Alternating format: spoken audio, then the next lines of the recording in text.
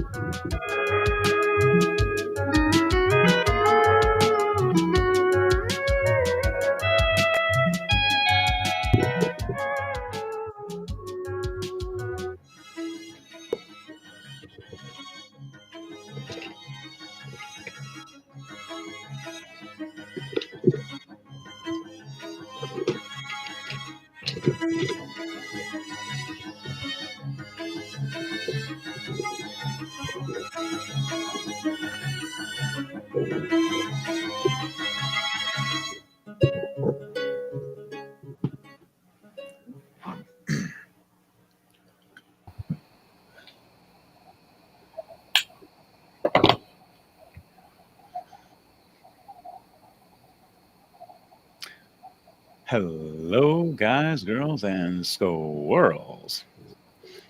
Cool. Hey, how you guys doing today? I'm Henry Monty, also known as Mayhem the Heart's Mace. And tonight also playing as Oryx Scattermace and Princess Ophelia.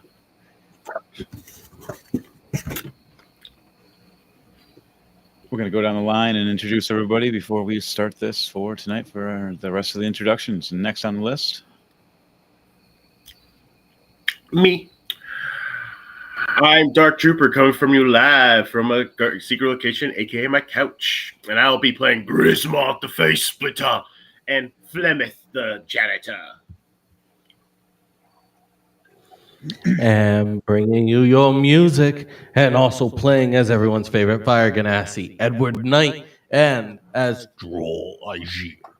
I am DJ Thunderbeast. all right, with that tonight, this is episode 130 of Rolling to Die. And tonight is a continuation of Drunken Dragon Brawlers. In this episode, we last left off with most of the gang of the Drunken Dragon Brawlers making it just barely in some fashion and or formality getting off the falling sky castle. As either we did a flash step or a dimension door, feather fall, and or just being a monk, being dope and all that. You were able to land safely and surviving without most of you dying. Sadly, my character had to be revived several times, or close to it. Finally, we created a small area with the resources we had and rested.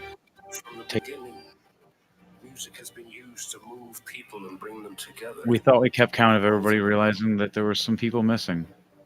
It can capture the heart of a loved one, bring tears from out of nowhere. But first, before they showed up or even being missing, make you dance. all of us were so distracted with trying to find some resources to survive as the castle that crashed into the ocean made a giant tsunami at the time that we had to make sure we were able to maintain.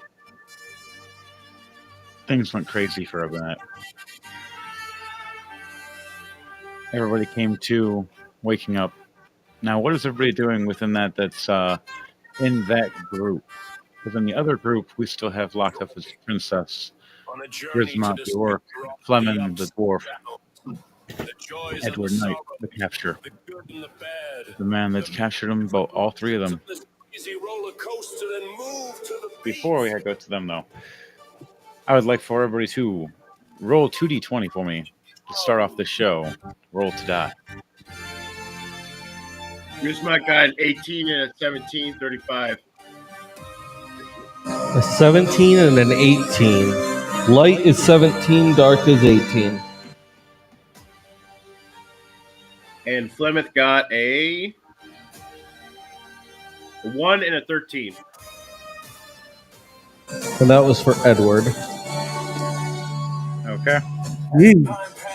Droll got a 14 dark and a 4 light. People may come and go, emotions may waver, and the music may change. Auric. But the feelings Scattermace got a 4 for light and a 8 for dark. Princess Ophelia, a 13 for light and a 5 for dark. and the fun can now begin. So let's celebrate So. this crazy ride in style with. Okay, so we have the highest right now is for Grismont and then Edward Knight. You guys are both going to be back and forthing for certain things. Both of you at 17 and 18. Yeah, 17 light, 18 dark for Edward. Yes, you're both just vice versa. Okay. Everybody else, NPCs.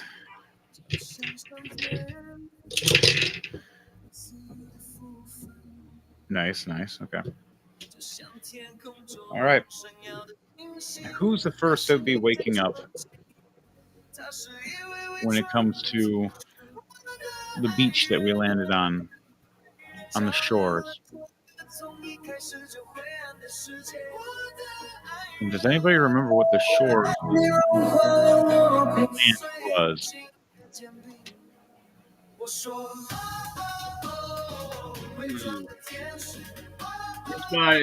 Flemeth is in the still Grismont and Flemeth are Yeah, still in you the guys cell. are locked up. You're in the cells. You're And Droll was too drunk to remember. Flemeth is knocking on the walls trying to see if he can find a way out. Grismont gave up a while ago and just fell asleep. He's snoring reverberating across and keeping everybody up, and everybody just glaring at him.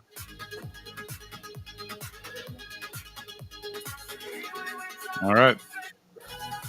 Now, you're lucky that Princess Ophelia rolled good for not being irritated to Grismont.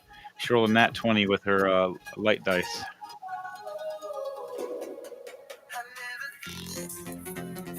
So,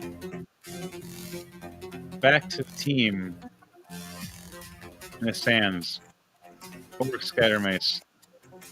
Gets up. All right, guys. So, what are we going to do? And they look around for a moment.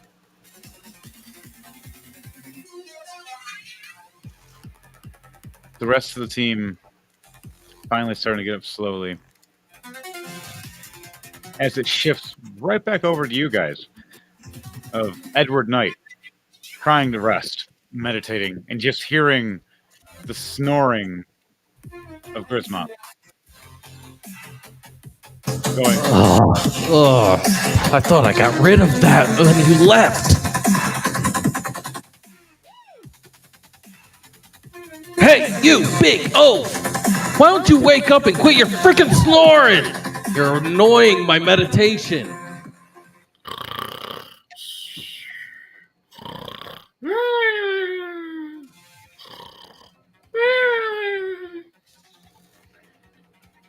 Edward just teleports a rock on top of him, right on top of his head.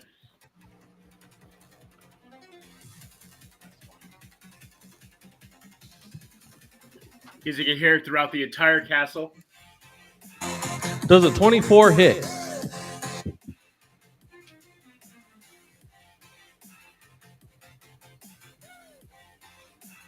I don't know. My skull's pretty tough. No, does a 24 hit? Oh, You. 18 armor class. So yeah. Okay, so out of nowhere, you end up getting a dagger just straight stuck right in your back. Yeah. I said, wake up. Your snoring's annoying. Yo! Oi! What was that for? And I pull the dagger out and like, what is this pig sticker? It did 7 damage, by the way.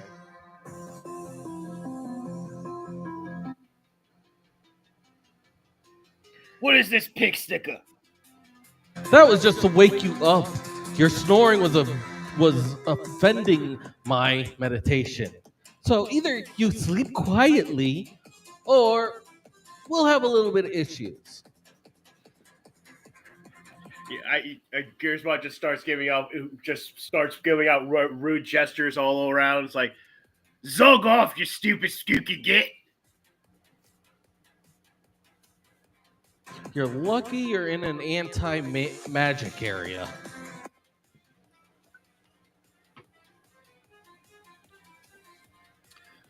As that happens, the Princess Ophelia wakes up. Are you two fighting again? Well, his snoring annoyed me. And you guys are prisoners anyways. We can at least have some rest. Only just.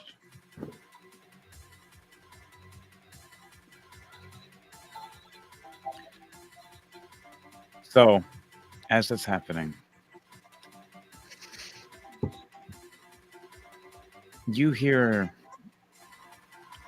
a quiet applause. Edward Knight, need you to make a intelligence save, please.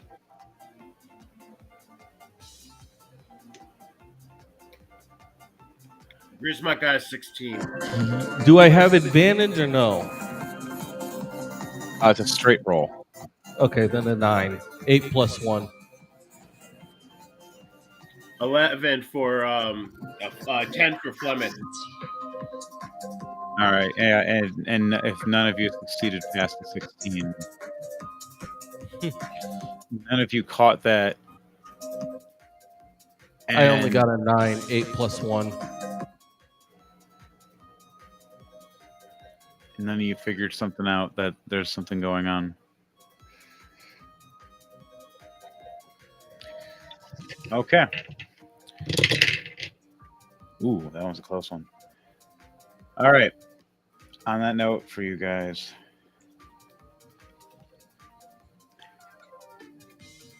Edward Knight, you hear in your head,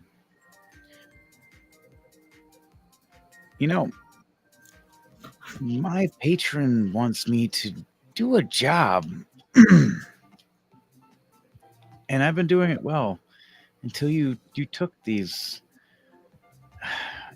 You took my target away. And you've been thwarting my plans, and it's very annoying. And my patron says he might even just help me for once. So if you let go of the princess now and give her my custody, or my patron's gonna put a few rounds of magical death in you. Where's my? Oh, are you talking about Malik? Hey, this is a to Edward Knight. Edward Knight is the one that's hearing this right now. Okay. It's he's the said big this boss is- man, but someone's You threatening said this him. is a message to my mind. Yes, this is to you. This is like a psychic communication link that he's seeing about your intelligence and you Okay. failed through. And for Grismont, it'll be talking to you in a moment too.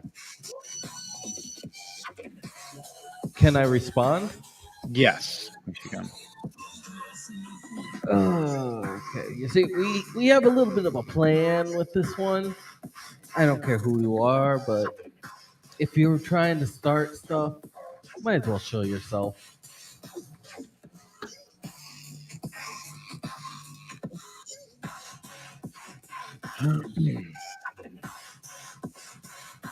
Dang. That's the end of the transmission. Damn it, Llama. Hang the witch. Wait, why you want to hang the princess? That's dark. We like the princess. The princess is nice.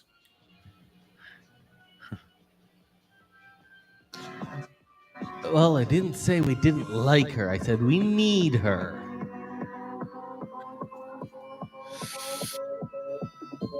Well, my job is more of needing her blood and her soul for my patron, and I've been working this up for a while, and finally, it just happens to be one of the heavy hitters and one of the derpy ones. Or am I talking about the same one? Shit. I got the proper cards for this. And for you, I got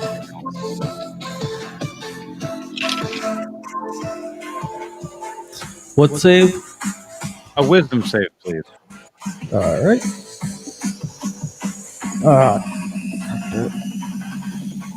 8 plus 3. 12. No, sorry. No, an 11. 8 plus 3. I don't know. Would you what's your main health at? 164. Okay, it's over 100. We should feel a striking pain through you. As it feels like something was trying to control your heart and shift you over into control to work for him. Even though you failed, you still fight back, but you lose one. You either lose your bonus action or your action when you start your turn, and you have to choose which one you want to lose. Only for the start of this turn. I'll lose the bonus action.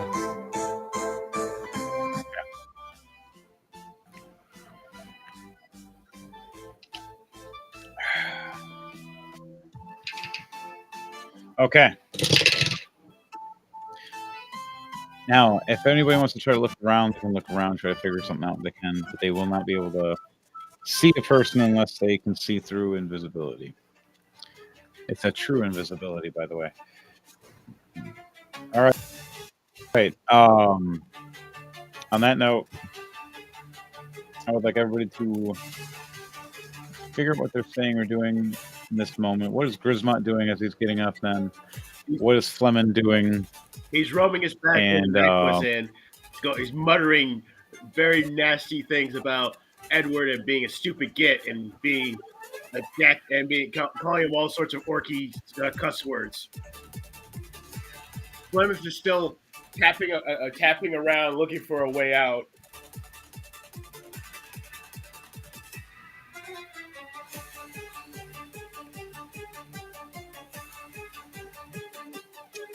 So you can do a perception check and or investigation check around the giant cage you're in, if you like. I'll start placing your characters. I'm gonna do perception.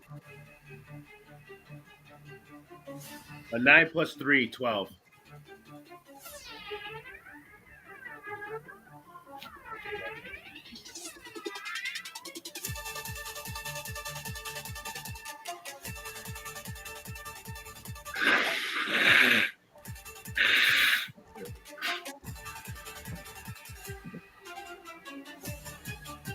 So you're around here looking around. There's not. You come over here. Princess. walk up here. Edward is pretty much anywhere he wants to be. But because he wants to be.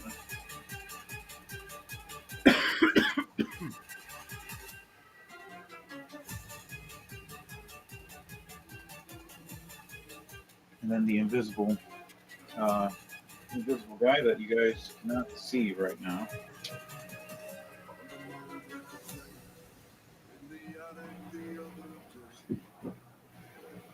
There's more than one, by the way. Slowly began to play. It whispered stories of a heart that I once knew.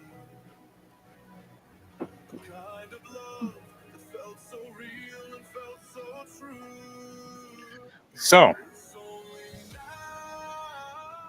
Edward Knight, what do you do after you felt this horrible strike through your pain, like in your chest? Like something tried to grasp and control you. And then you had to shake it off, losing your bonus action. Explain to me how it looks and how it feels when you just this pain that hits. And it just came out of nowhere.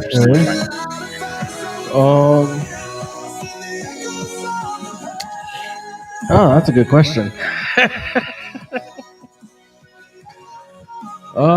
You most likely he'd start grasping his head at first, and then slowly move one hand to his heart as he just sort of like kind of raises his own energy and just keeps kind of repeating to himself, I am me, I am me, I am me, I am me. A symphony of love making waves within our mind. I don't know, something like that. Yeah, that works. So you grasp at your chest, knowing your training of the shadow arts, realizing that someone's trying to troll through your chest, your pain through your mind. You feel the sensation just shoot down like an electricity through the head, right to the heart, and you grasp and you look over around, wondering where the hell it came from.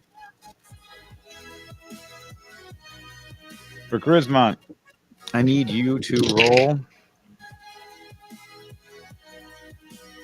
Yeah, you need to roll a wisdom save, please.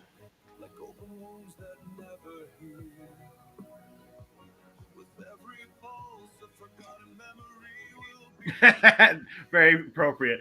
2 plus -1. 1. It's the unnatural nat 1, or it's an unnatural 1. Yeah. Damn, that's weird. It's it's not a nat 1, which is not the worst thing ever. It's just a weird. You still fail.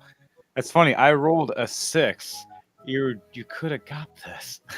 That's hilarious. So, but it's oddly appropriate for him.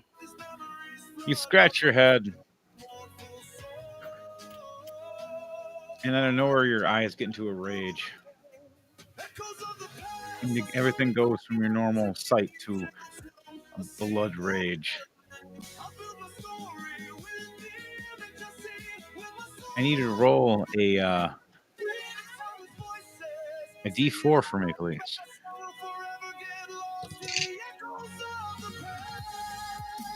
Three. I rolled a 3 as well. You look right over at the cage of the Princess Ophelia, and you rage at the cage. Rage cage. And you just start, I need you to roll 2 unarmed strikes at this cage. The cage is magical, by the way, so you can't hit the princess. It's more of a smashing at the cage, doing a reaction, and I have to roll for her. 16 plus 10, 26 for 1. Okay. And hit. 14 plus 10, 24. That's a hit. You smash your hulking arms into the cage, rocking it back and forth a bit,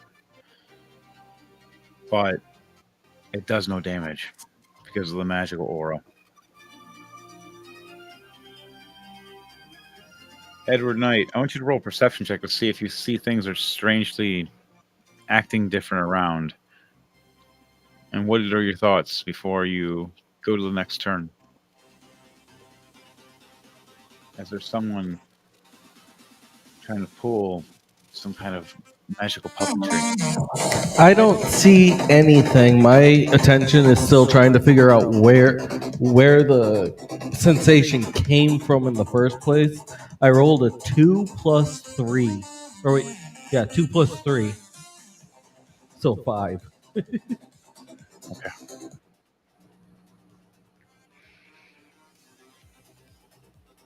He got a 19. You don't see anything. By the time you look around, you just wondering for once in your life, you're going, I don't know who the hell's what's going on. Usually you're the one that's always in control, controlling the shadows, scaring people and doing things. And for once, someone's just around trying to do it to you back. But you realize that someone's having help.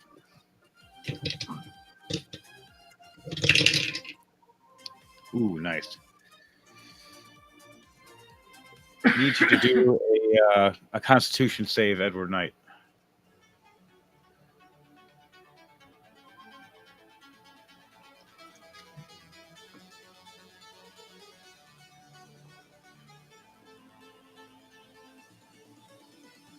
A 19 plus 9. 19 plus 9. Okay.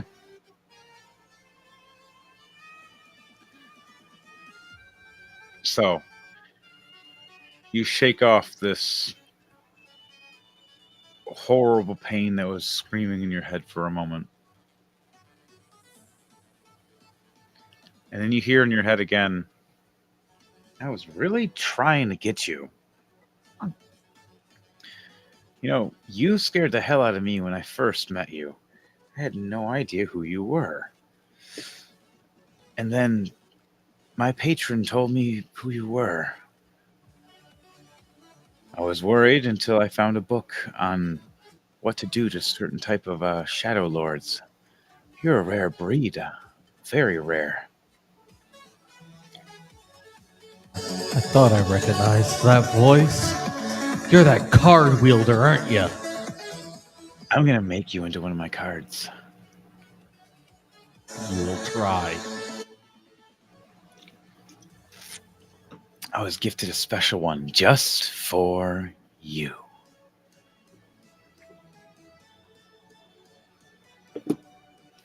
So, at that moment, I would like for you to roll initiative, please, for Edward Knight and Grismont. Fleming as well. Princess Ophelia is too locked up. She's really confused on what the hell's going on. Like, who's 15 plus 6, 21. 7 plus 3, 10.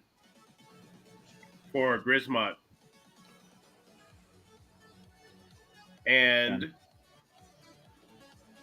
for Flemeth, another 10, so I'll do it again.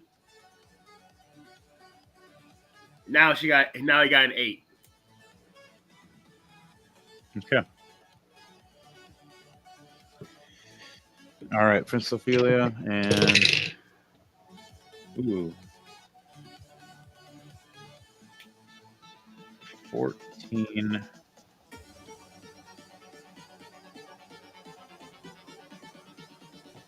All right, Edward Knight, you go first. Yeah, you go first.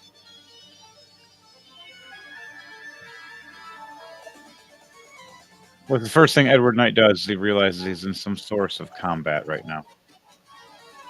As it feels like there's no one there, but things are being summoned and attacking people out of nowhere.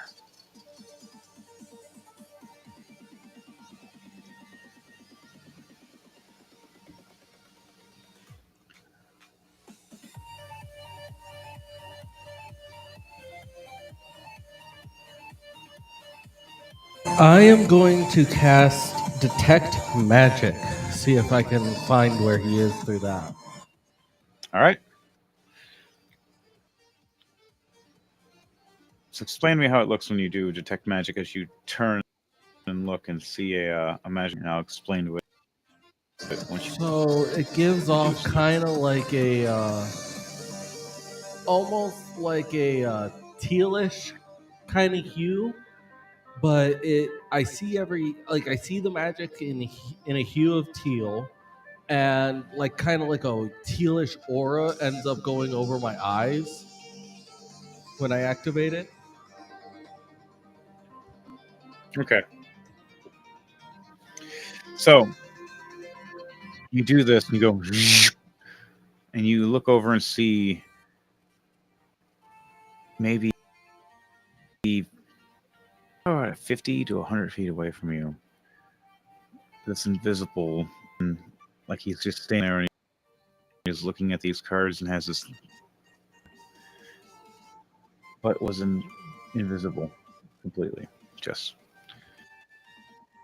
you just see an outline of it in the aura. You see him drawing a card and placing it down, and something in front summoning. And you look up ahead. I need him to. I need them to make a dex save.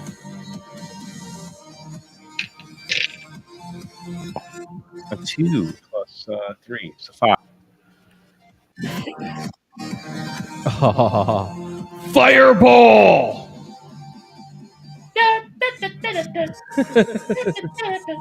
Doing 23 points of fire damage to him.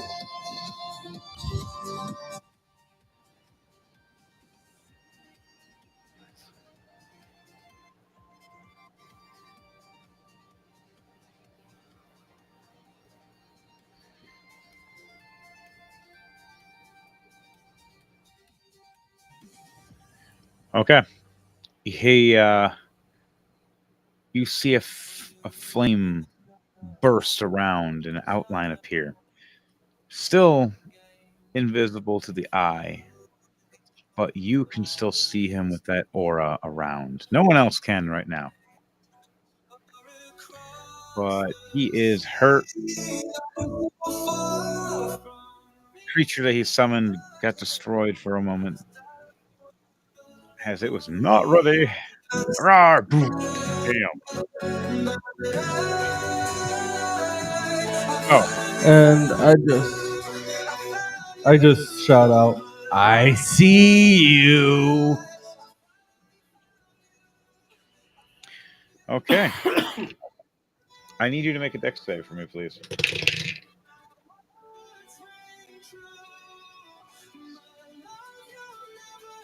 Okay.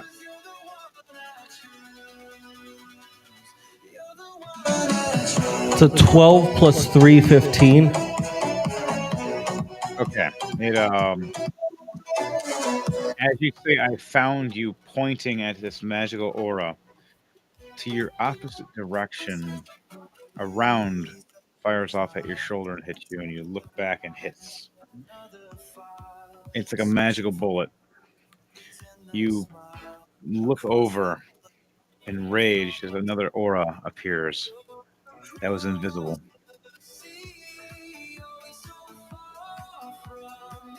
Look back and reloading. You take 12 points of damage.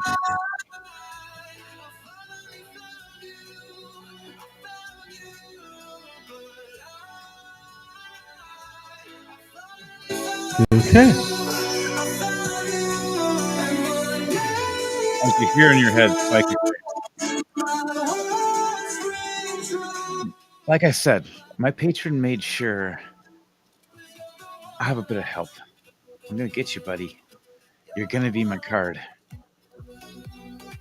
And who just might be your patron then?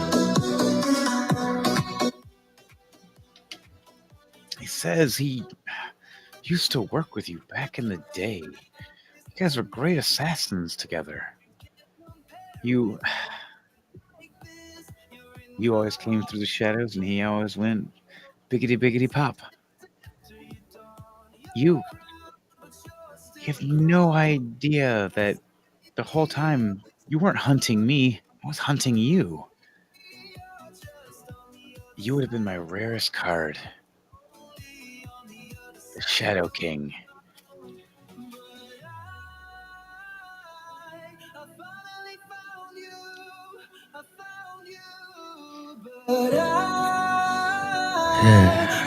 Meantime, Griswold is scaring all the battle and is like rattling the cage, going, "I want to fight!"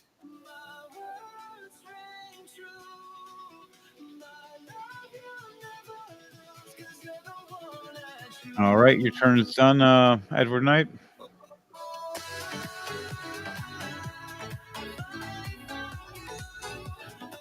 Grismont, it is now your turn. And then Princess Ophelia will be after. So can you please describe the cell, please? Think of like one big circular cell, like how it is the top one. It is. The bars are covered in a thick shadow, and there's a smaller, like, bird cage inside the cell that Princess Ophelia is in. Yep. Okay. That's what that certain round circular thing is down at the bottom. She's in that, and then you guys are in the bigger cage that's inside it. So little cage inside in a big cage, which you guys are in the big cage part, and she's in the little cage in the big cage. Is Edward fighting Merrick below them? Can Grisma actually see the fighting going on? You'd have to roll a at first perception to see if you can see through the shadow. Yeah.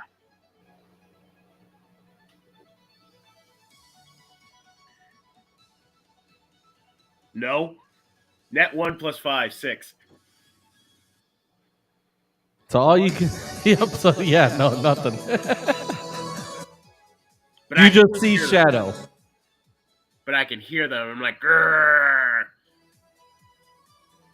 And rattling the cage, going, Annika, Annika, let me out, let me out. And just trying to distract. Here, Edward's hearing this, like, Edward could hear this and go, shut up, I'm in the middle of a fight.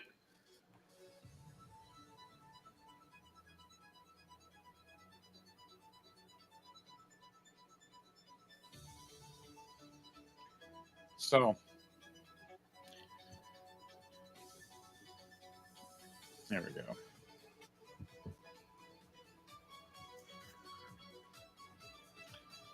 Clear that. While that's all happening and you guys are having your voucher back and forth, what's the last thing Grismont and Fleming say before their turn shifts? Princess Ophelia can't really do anything. You're saying it's like a birdcage, so is it free hanging? Yeah, hers is like hanging in the middle of your guys' swinging there, as there's like a stepway to walk up if it's not swinging and shaking, but because you were hitting it so hard, it's now swinging back and forth, and she's just sitting there swinging back, chilling in this shadow cage that no magic can't be used in, and magic can't be used out until it's turned off. And Edward's the only person that knows how to turn it off unless you have Dispel, which Princess Ophelia can't use it because she's in the cage, and the cage won't allow her to use magic. The irony. And none of your guys know how to use Dispel.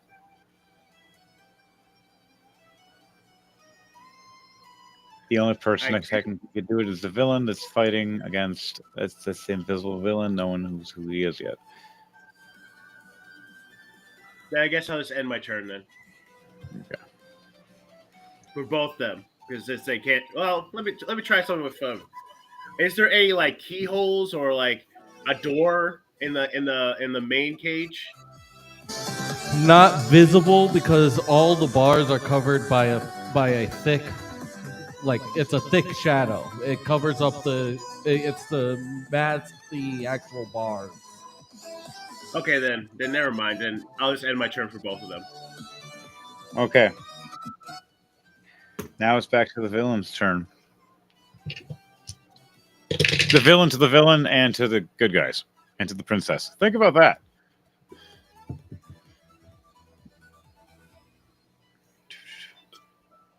Does a 19 hit Edward Knight? No. Hey, Henry, I'm going to get some more water. I'll be right back. Yeah. Okay. You look over, and this creature appears with swords, slashing and swinging at you, and you just move your head.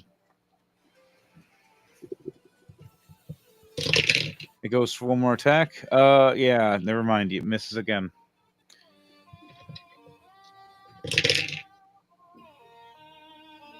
Oh, wow. I need you to make a dexterity save for me, please. Edward Knight.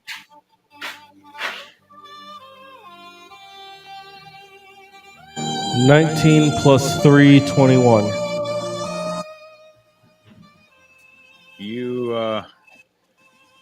You have that odd feeling that right after you get attacked by this guy with the wielding cards,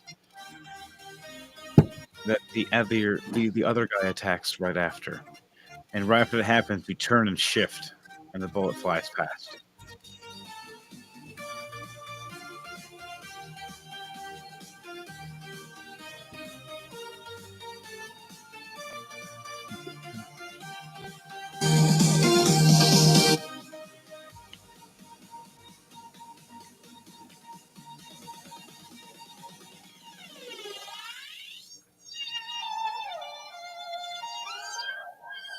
So, what do you say from there?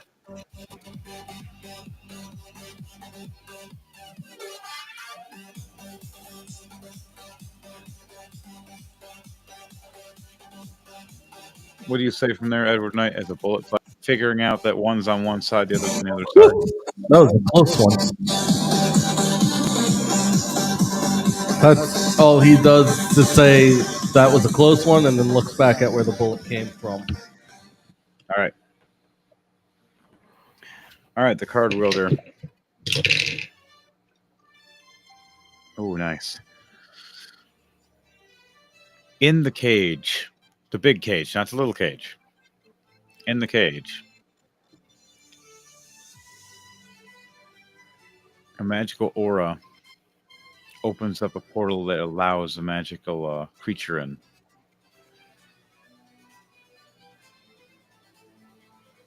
You see this monster land in the cage. Grismont. I know. Search first. You got to see about a perception check for you and Fleming. So roll a perception check for both of them to see if you see it. But the monster it lands between both of you. That are about 15 feet apart. Here's my guy, 19 plus 5, 24.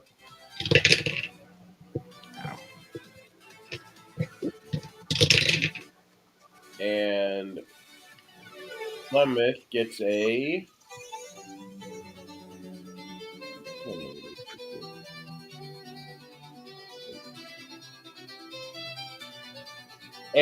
12. 12. 3 plus 9. Okay. Anybody got over at least a 10 can see at least the creature as it lands behind you guys, and you can just turn around and look over. big creature is this dragon-looking, but black and mean red dragon, and it looks over, breathing its fiery mouth. But it has to wait a turn before it fires and attacks. So, Edward Knight, last thing for you.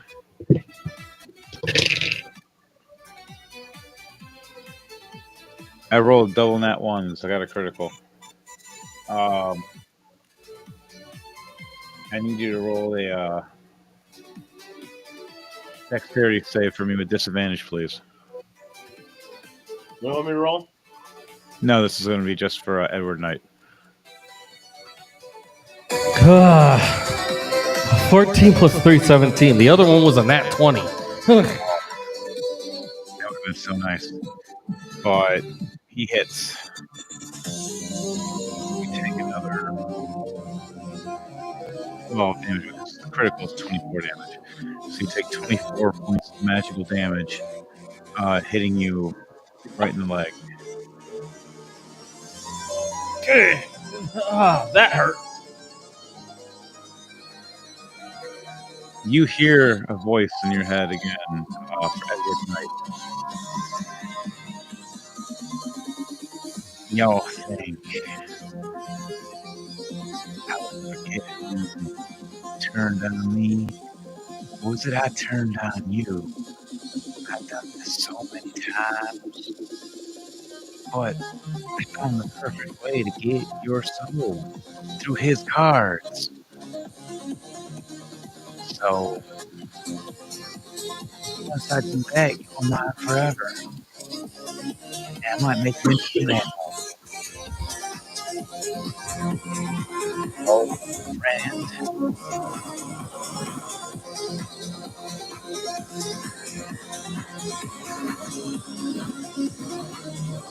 Do you remember who this character is? If you want to roll a history check. I am going to roll a history check to see if I can remember. And he doesn't have a good history. Long time, and you've gone through. Oh, many, yeah, no, he has no clue. And that 1 plus 1.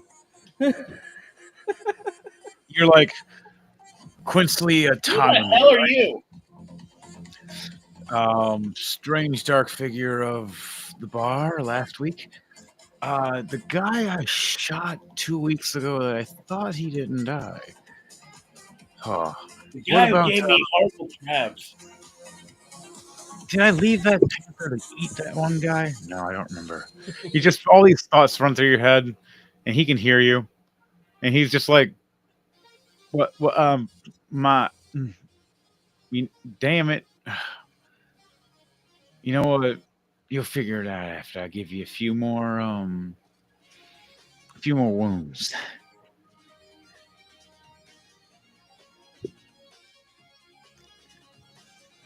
Okay. Back to the top, which actually is Edward Knight. What are you going to do?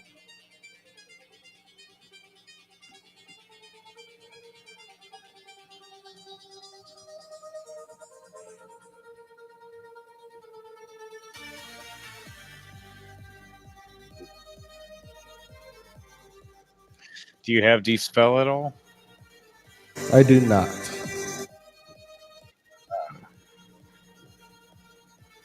I did not put on you, my friend.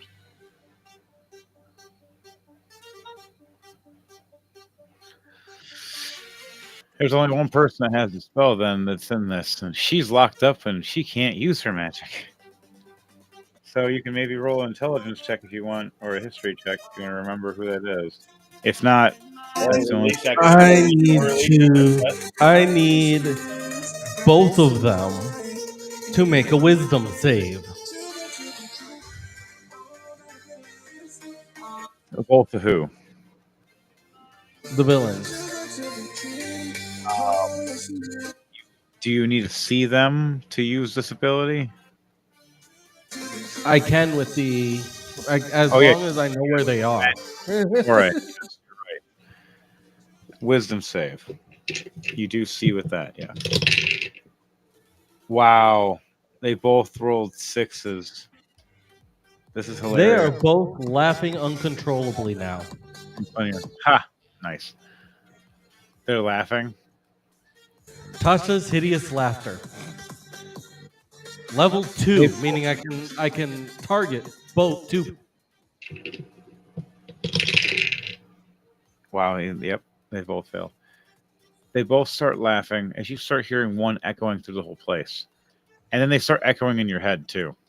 It's like a feedback when you have a microphone to a microphone, and you start hearing it, and you're like, "Oh, that's annoying." Did not think that one through. Everybody's holding their ears right now in the whole area. Grismont, you're hearing this horrible noise in your head, and same with Fleming. I need everybody here to make a wisdom save. Just rattling through their head.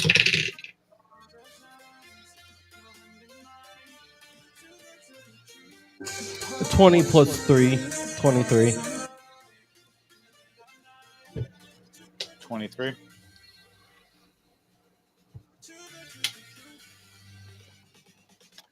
What did you get, Grismont?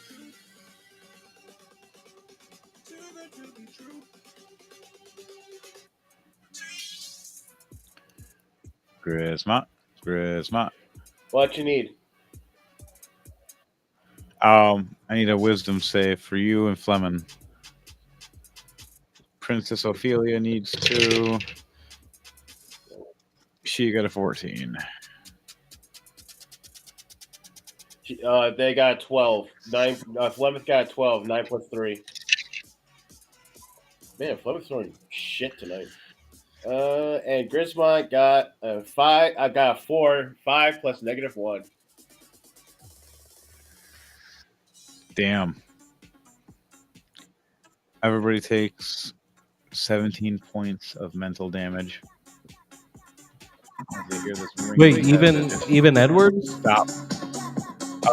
Edward, you take Edward rolled a nat 20 plus 3, 23. Edward, you're the only one that doesn't. If nat 20, then you don't. First, and you close it out, going, "Hey, I know there's a hang up button. Wait, what? There's a hang up. How do you do that?" As you learned it from the irritation of an old friend named Avner that was constantly calling you through message, and you just finally learned how to hang up on him. Works. You have left your message for. How he has a message machine? How does he do that? No. All right. For 1-800 Shadow Realm of Darkness of this. Oh wow, this is a very Wait, how do we record this again? Oh, did we leave this in the recording? Shut. Beep. I'm going to get you. Click. He made the intro so long that they only get a couple seconds. All right. That's hilarious, stupid, and dark. I love Does it. a 19 hit Merrick?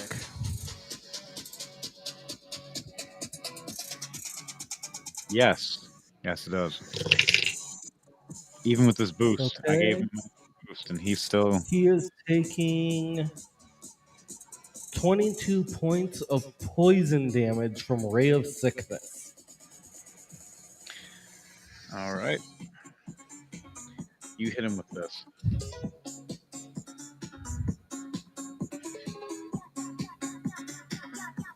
And this, for my bonus action, I just yell at them, "You do know you can't hide."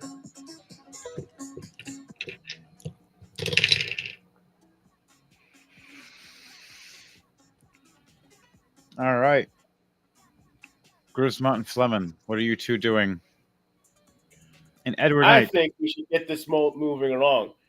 Grismont reaches to his behind him and grabs his lucky chopper and makes a wish.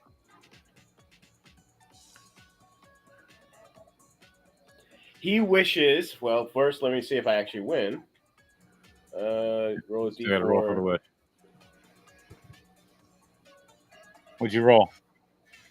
I rolled a 3. Doesn't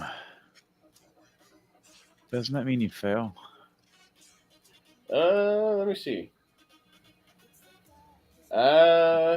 Is it under a certain number or over a certain number? The sword has a D4, 1d4, 1 charge. While holding it, you can use it to activate to extend 1 charge that casts a wish spell from it.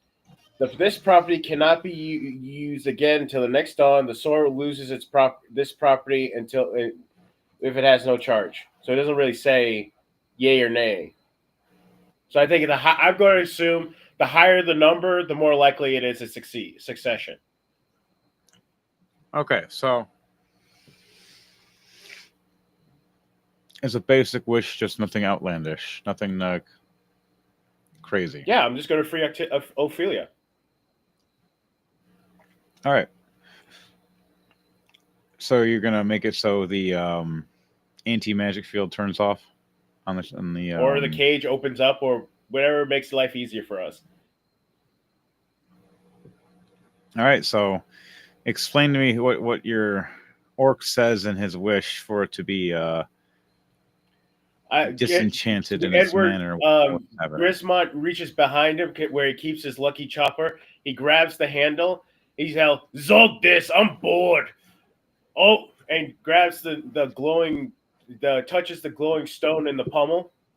It says, "I wish that the princess was out of her cage." There was a bright bright glow, and the glow doesn't go away; it just very much dims. The glow grows really bright, and then just automatically dims out like a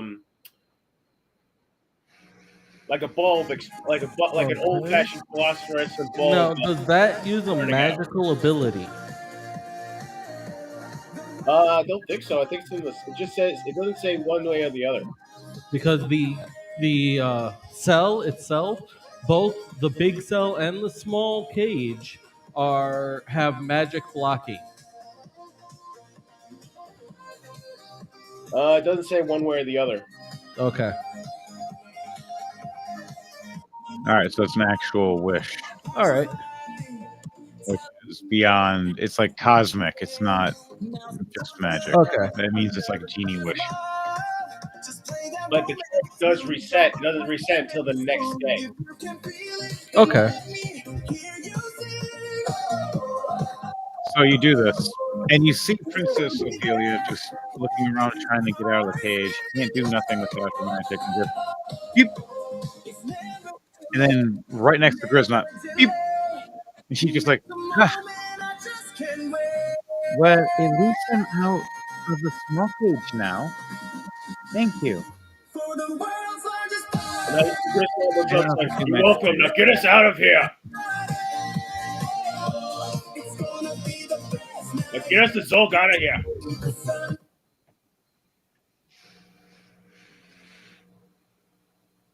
All right, now do you wish her? Yeah, you just wished it that way. So it just boops, she just pops right next to you. So now she's in the big cage, not the small cage.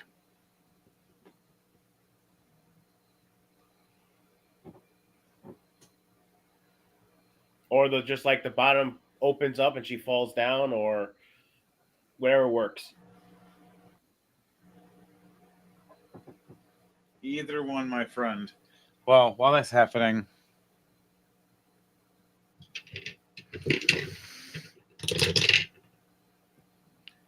I need all of you to do a wisdom save for me, please.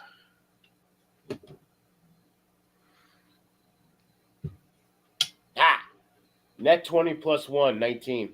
No, plus -1, 19. 18 plus 3, 21. 21. Aha!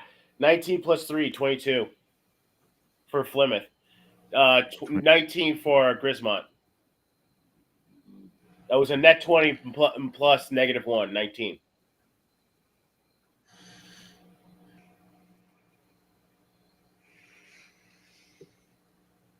Oh, you guys are so lucky for that. This noise tries to ring into your ear again, and then it dissipates, making it so you don't take the damage this time or the pain. Okay. It is now Princess Ophelia's turn, and she looks over.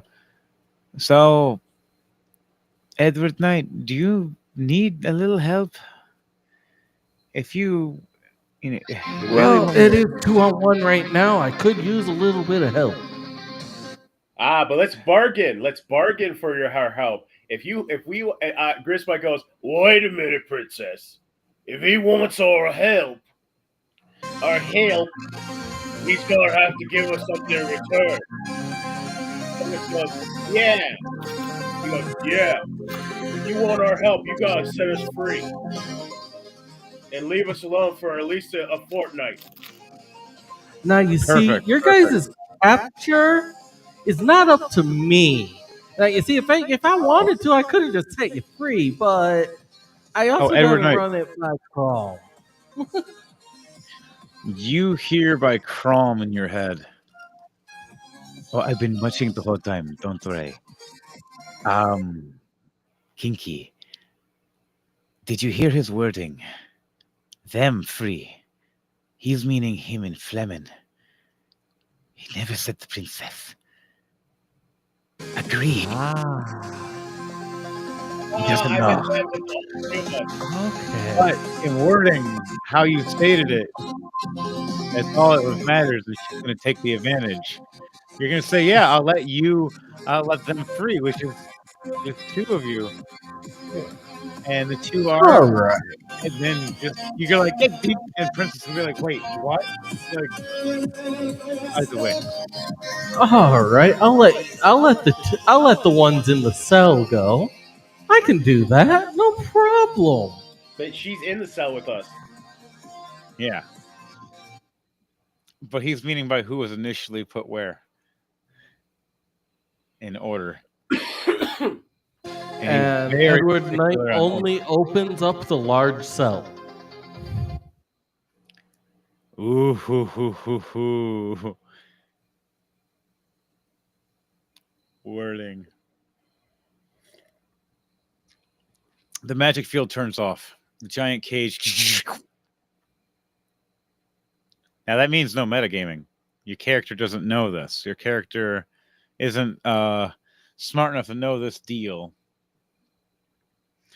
You see the cage open up finally. Fleming looks over, and then you have Grismont looking over, and you have Princess Ophelia looking over. What do you three characters, will be saying as everything you hear in your head is a deal has just occurred with Edward Knight? I'd be like, oh, Zog, do we just screw this up? You stupid orc. We let the princess in the cage.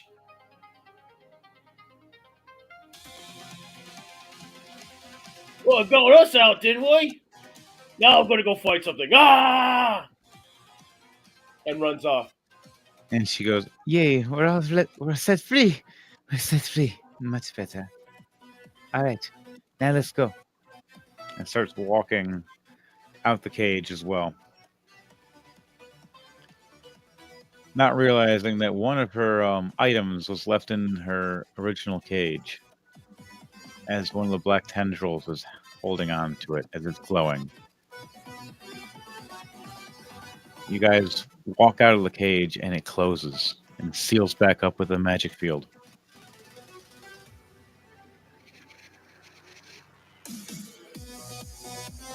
What about Okay. Drawl? Did Drawl get out too? Who, Crom? Yeah. No, Crom is Devante's watching. other character. The only characters that did Drawl get caught with them too? Or is it I thought Crom was just communicating through message. No, Crom. Crom is communicating through message. She's just watching. She's able to do scribe, and she's watching through and observing the whole thing that's happening right now. Kind of like the magical crystal thing. She has Llama sitting there with this magical crystal, kind of making like a projection on the TV, and everybody's sitting there watching this epic fight, going, "Hey, it's his job. We just wanted to watch what happens. I don't know." So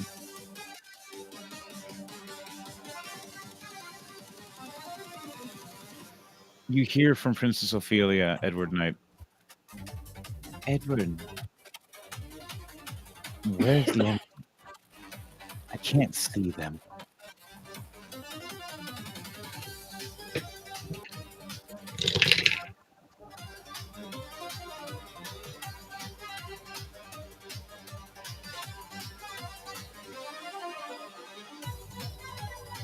What was that? I could barely hear it.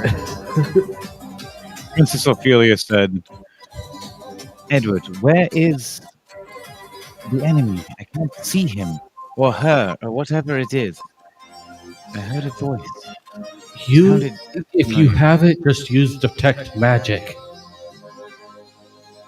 Good idea. All right. Okay, I do have it. Cool. All right. Lower level spell. She looks over and sees him. And she sees another person from a distance, all confused, going, "How many are there? How many enemies do we have, Edward?" As far as I know, there's just 2. As you finally say that, you look up, and there's a third. Well, that's unexpected.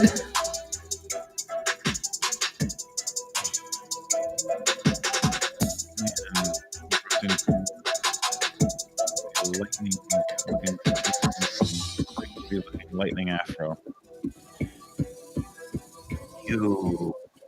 Like it's like a league of evil enemies all just appeared just for Edward Knight. You're going, really? And you see he looks like this weird vampire-looking guy too.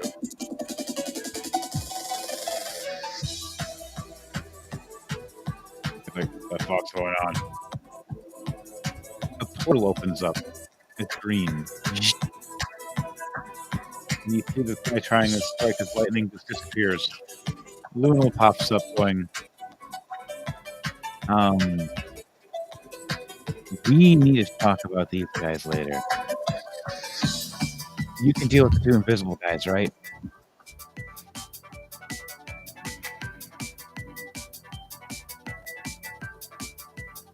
What does Edward Knight say when she says when Luna asks Edward Knight? If you need him, just take him. All right, cool. There's another one. He's a vampire too. That's the fuck's going on here. You have like a league of evil enemies just trying to murder your shadowy ass. Yeah, you're telling me. Well, we know that Edward is popular again. Opens up the portal. The 2 villains get sucked in, and they scream abruptly, going, "What the hell?" As you hear Mayhem going, "For lunch."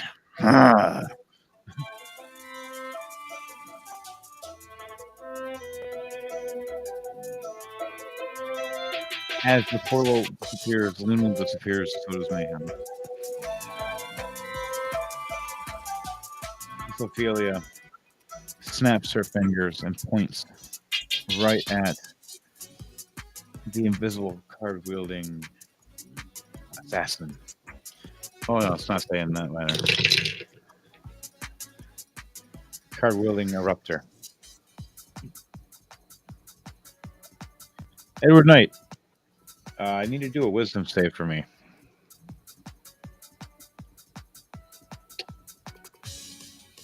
Ooh, nat 20 plus 3, 23.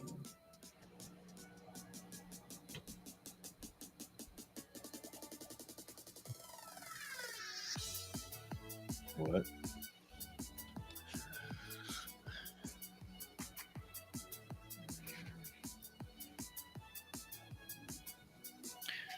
A nat 3, you said? No, a nat 20 plus 3, 23. I was going to say, I didn't hear that right.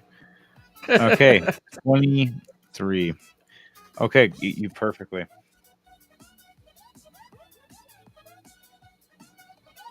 You break free of it. Right after that happens, Prince Ophelia snaps her fingers. You can be uninvisible now. And everybody sees. Well, I need everybody to roll a perception check for me now to see if they all see him now. Like who he really is. Dun dun dun. Some of you already know who he is through the figuring out, but other ones failed. 13 plus 3, 16. 16 success. Grisma got 10 plus 5, 15. 15. That's success. Fifth got a 7 plus 3, 10. 10. Fleming just. I think I know that guy. But Grisman's like, hey. You guys get revealed. Merrick, card wielding, dealing, man's patron, and his magical cards show and appear. The patron himself still stays invisible. But what do you do as he is revealed? And he goes, whoa! Hi, guys. Like I said, you Clement can't narrows his eyes. hide. Yeah. Clement narrows his eyes and goes, You bastard. You've been with us this entire time and you've been helping him. Well, our other assassin, he failed. You know, word. Our other, main god. You guys dropped him off a plane. And Grisma just goes, Guess you're going crumpier now. Now I have to take care of all of you guys. He plays another card. Can Grisma use a reaction real quick? You can.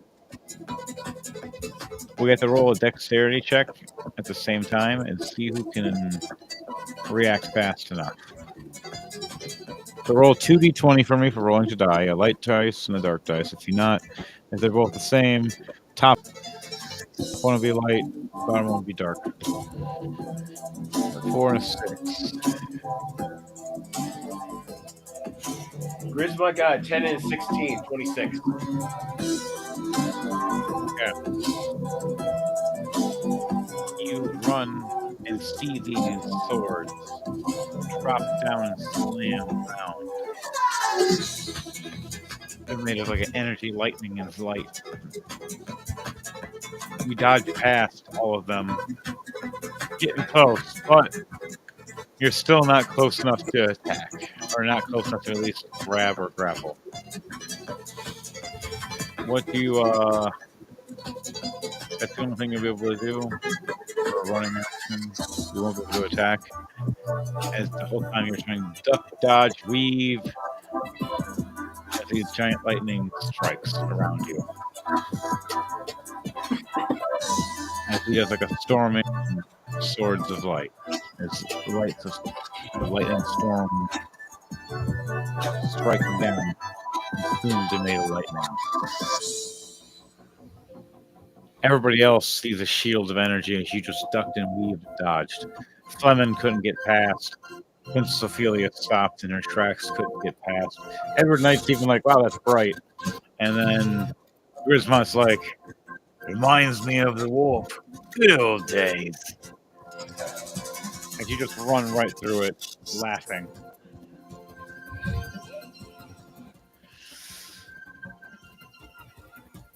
Okay. Anything else you said you were going to do before that ends? Oh, I was going to chuck one of my axes at his arm to cut his arm off. You can roll for an attack for that, but That'll be the last thing you could do. Is just if it's in a motion of like you're trying to dodge one of these lightning strikes. 7 plus 10, 17. You got a 24. And his AC is 18 right now. So no, you miss. Okay. You swing it past, and it comes back to your hand. And he looks over, trying to slap down another card as a shielded character drops in front, the giant shield in front as it holds strong to block you from getting closer. You're not getting past the Green Man.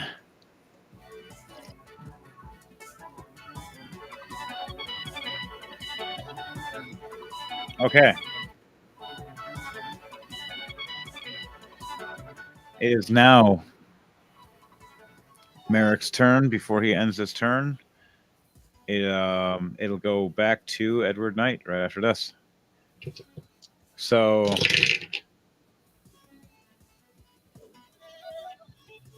I need you to do a charisma save for me, Edward Knight, and for you, Grismot. What kind of save do you want me to do? Charisma save. Oh, crap. No. A 10. Plus -1, 16. The number was 17, and it randomly you see this creature appear, and it starts becoming a mirror, and just another version of Grismot appears, like a shadow version of him, like a duplicate. And then for you, Edward Knight, a false version of you appears, wielding its weapon, pointing right at you. Hey, that'll be fun. Shadow copycat. I learned a few things from you already, Edward Knight. I got a few cards I've been up my sleeve. Thank you. These shadow puppets are great. It was a good idea. And I'll use it just like I did for the other 2 towns I took over. You're next. I summon my flaming eagle. You summon the flaming eagle. Oh, crap. For you.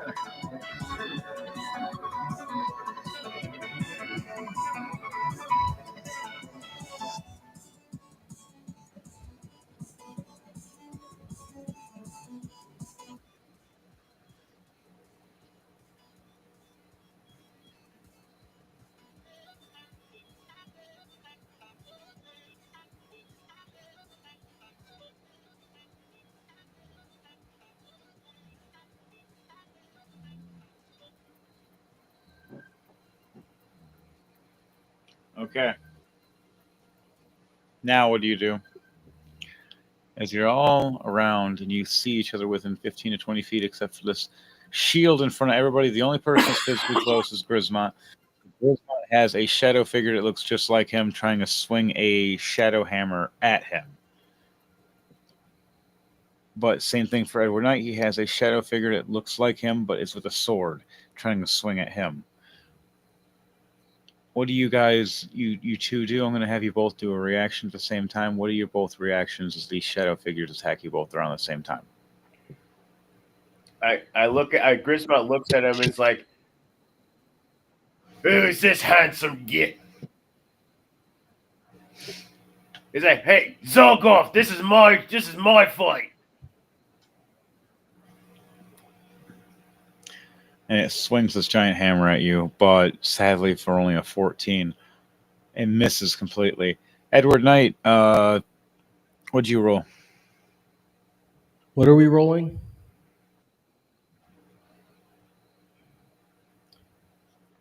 This was supposed to be a dexterity save. Dex. Okay. Yeah, I didn't hear that part. Oh, it's perfectly fine. Gee, 3 plus 3, 6. 6. Ooh. That's just a straight roll. Okay.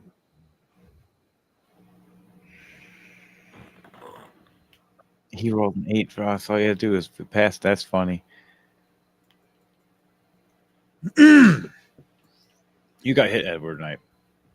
The sword flings right past, slashes right under your chest, giving you 12 points of slashing damage.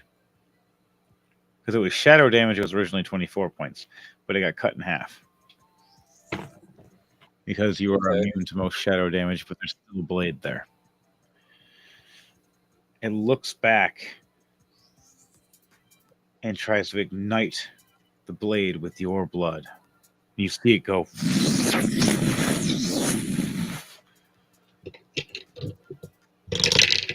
Yeah, if I were you, I wouldn't do that. It goes and slashes at you again with a 16 plus 9, a 25 to hit. That hits. You take another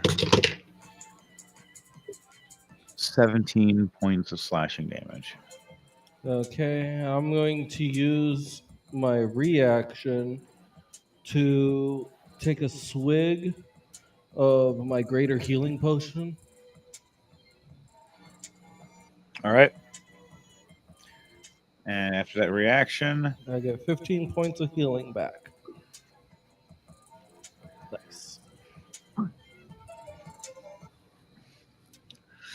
Merrick looks back, steps back to all of you. He slams down one more card, smiles. You have no idea what I'm about to do. He flips the card up, and it brings back this weird, strange crossed figure thing on the ground. And this dragon appears. Now he smiles. If you think you can stop this dragon, that's about it.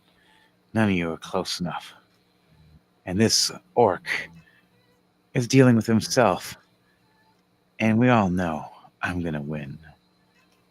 Wouldn't count on it, you stupid git. You zogging git. Call me. How dare you call me a git?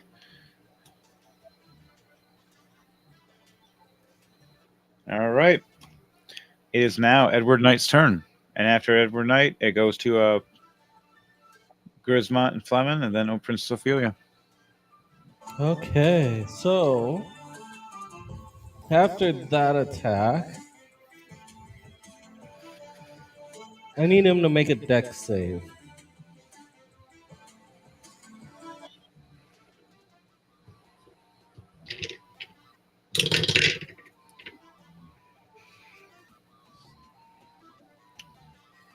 A 15. Does that pass? It does. It allows you to take half damage. Okay. Because this is a How- level 3 lightning damage. Doing 27 points of lightning damage.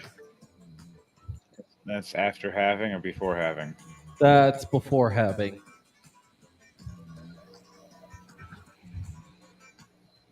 Okay, so like 24 points. No, sorry, 14 points. And then for my next action, I am going to actually call forth my deity through divination.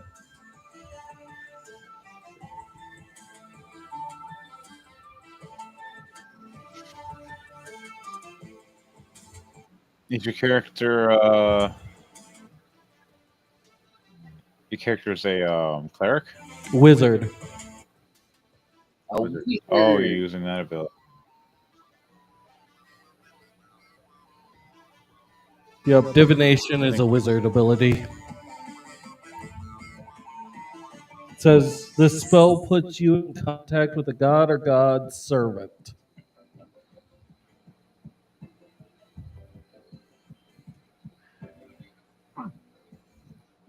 What does your deity look like? And explain. Is this your void monster? Yeah.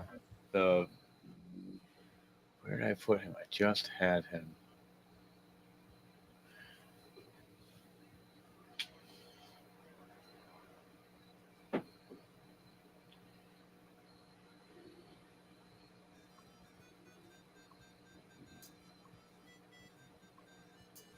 Where did you go, my void monster?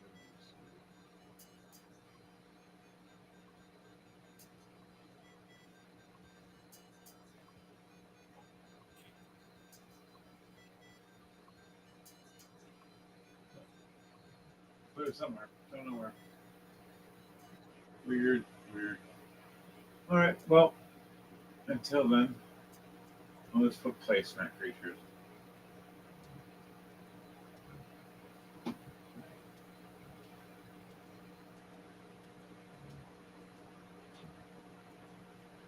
Yes.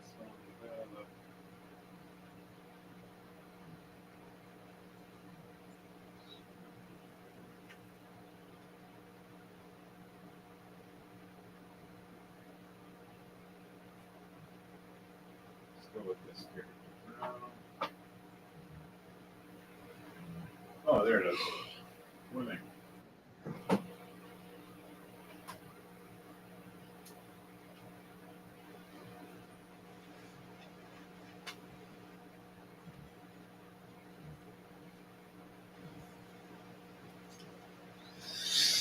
Okay, you summoned the creature.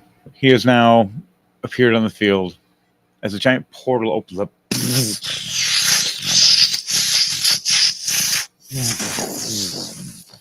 And it just opens right up.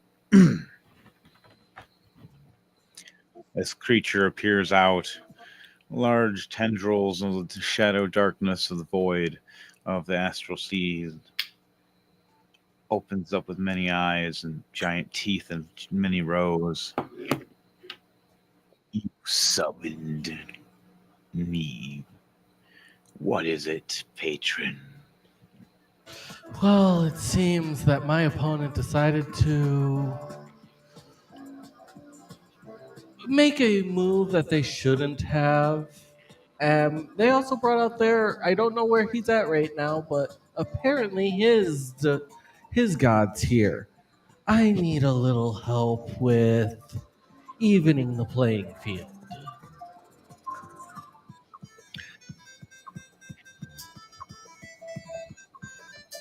You need me to teach a patron a lesson. That would be glorious. Your wish will be granted for now. Until then, pray on of the shadows. As you hear go, and you see him disappear a moment.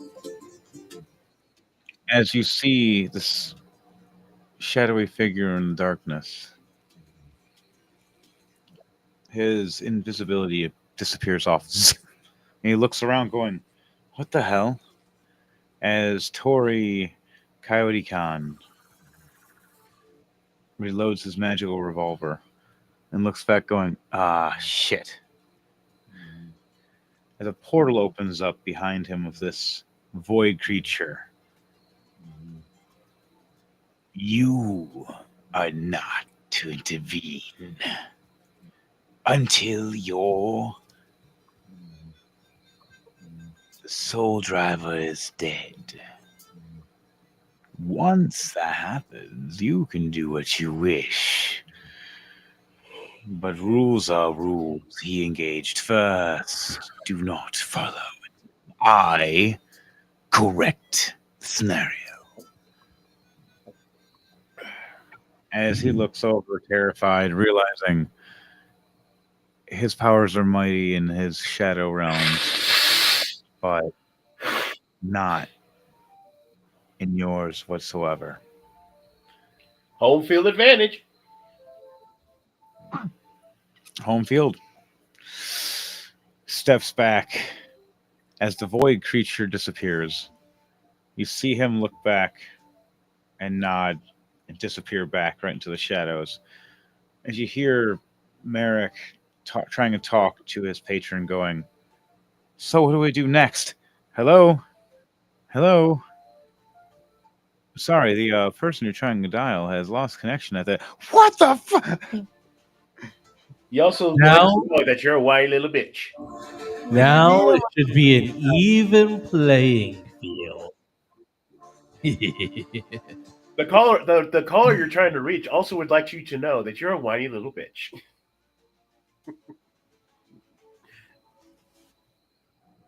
Playing field is on the level. Wait, this is not fair. Is it? The caller is also would like to you to know that, Okay, Edward Knight, that what do you life do is is not you fair have one and you just action? have to deal with it. So shut the Hey. fuck up.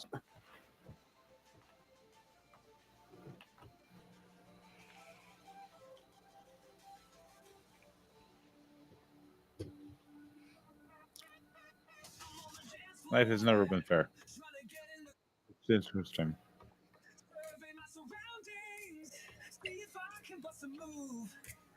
So,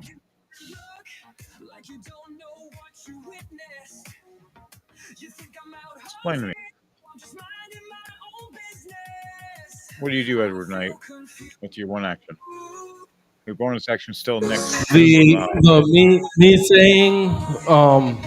saying now that should level the playing field with my bonus action. Okay. So my turn's done. Grismont and Fleming. Hmm? What are your mighty duo doing? We're going to attack Merrick.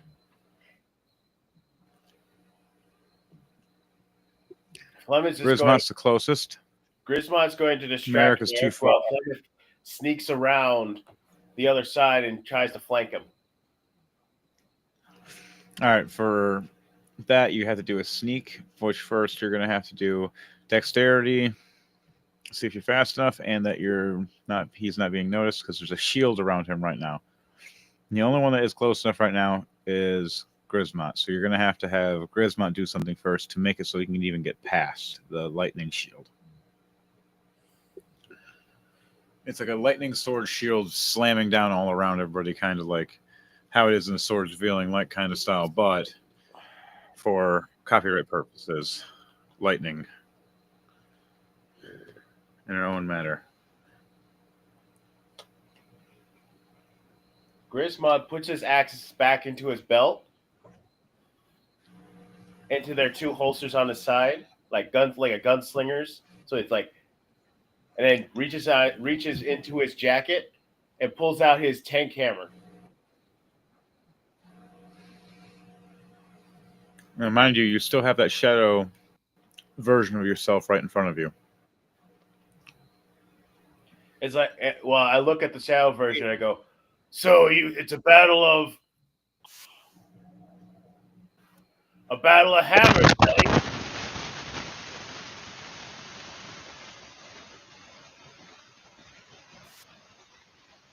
Staticky. Anyway, Grismont then clicks his air boots to go up and then come right straight down on top of the head of the shadow creature. How much was the With roll for the tank attack? hammer. 29. What was the attack? It was a straight up, All right, you up hit. in the air and then right down on top of the head of the shadow creature. How much damage? It was 28. It was 29 for the roll, for the attack roll, and it is a 6. 6. Okay, thank you. But because of my mastery of the hammer, it gets push.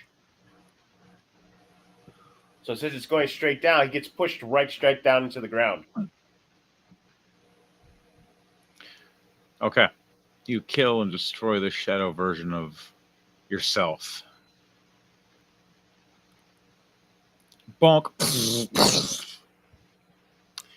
Yeah, Grisma then Game looks over for that. as Grisma gets up with this big heavy hammer and looks over at Merrick's like, "Told you should bet on it." As a shield creature jumps right in front of you with a big shield, blocking you from Merrick.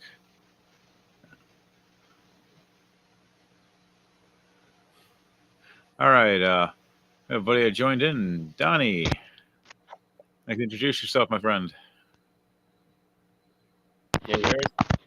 Hello. Can you hear me now? Yes, can hear you now. When you first jumped in, it was a little staticky, but it's good now. Okay.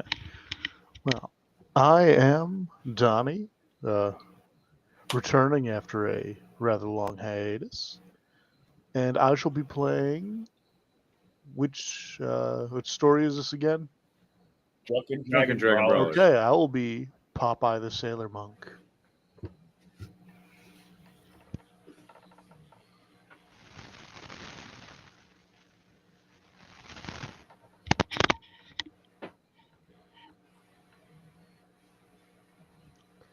Now, what level are we supposed to be?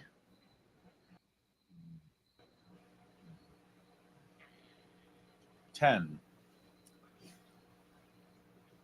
The only 10? person supposed All to right, be cool. yeah, the only people supposed to be high level are just Devontae's character, and that's it. So back to Grismont. Anything you say before you end your turn? I just look at Merrick saying, "You think this shield creature's gonna stop me from killing you, from crumping you, you little bitsqueak?" All right, now for your other character, Fleming, is there anything you want to do to prepare your character so he can run in the second the shield drops? It's kind of like the whole Star Wars thing where Obi-Wan and Qui-Gon are waiting at the shields, and he sees Darth Maul fighting Qui-Gon, and he still has to wait at the shield. That's kind of where you're at right now, as Fleming's standing there going, Fleming waiting, is waiting, using the waiting. shadows towards his advantage and sneaking around so that he can flank Merrick.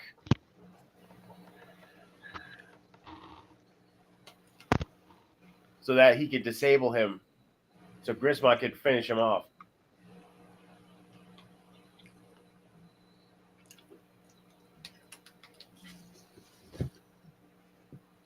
Since they're still shadowy around, he uses the shadows to try and start flanking him. Well,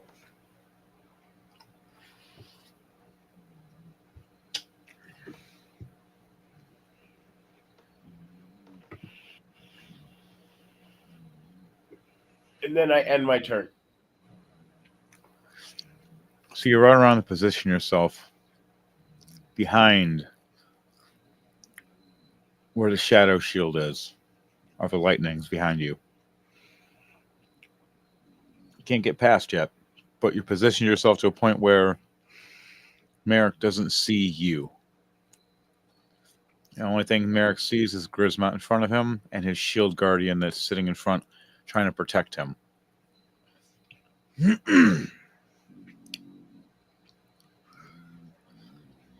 As a giant red lava raging bull rushes out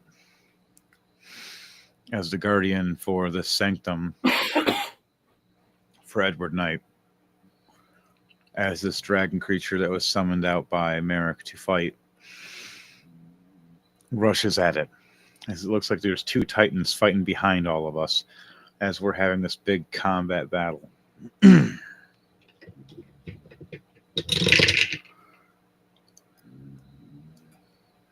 Princess Ophelia looks up for the past 2 turns charging, does Avatar State, snaps her fingers, breaking the shield.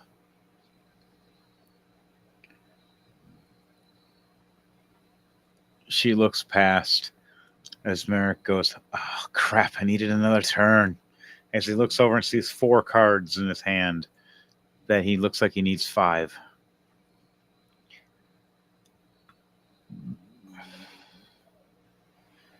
He looks up. Princess Ophelia, last thing she does, he has. Well, he fails. He tries to slam down another card. It's another magic. She turns it off right when it activates this giant, like, tornado-looking thing to come at us, and she just snaps it away, doing the spell.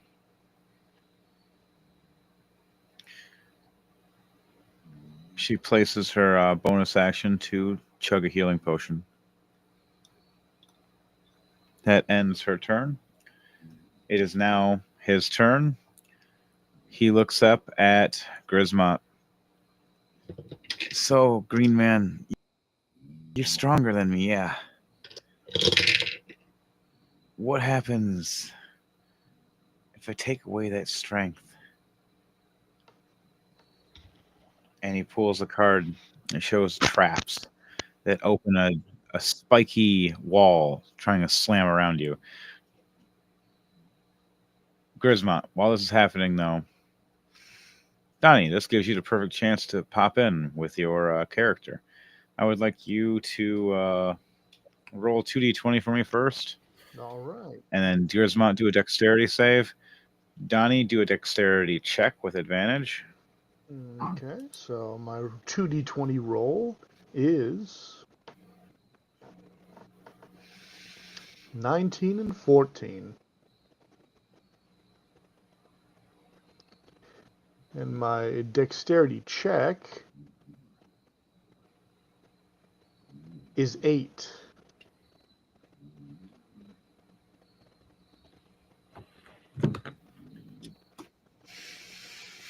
And then do a initiative. When you can roll for initiative for me. You just jumping in. Okay.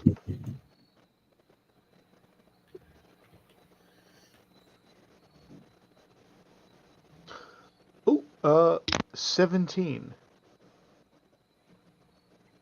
Awesome. So, out of nowhere, while Grismont, you're looking up, and it looks like you stepped on a trap. You see these spiked walls smack around you and about to slam into you, and you're about to take heavy damage. And this monk comes out of nowhere, doing the splits, catching both ends of the walls, the spikes right between them, looking down at you as you haven't seen him in a while. A buddy and a monk. You want to say hi? Hi to Sailor Monk to Grismont, as it's been a while. What do you say for an intro to him? Like, oh no, you. Thanks. It's Look, been a bit no, of a vacation. It's been a bit of a vacation, see? been hanging out with Olive Oil, haven't you?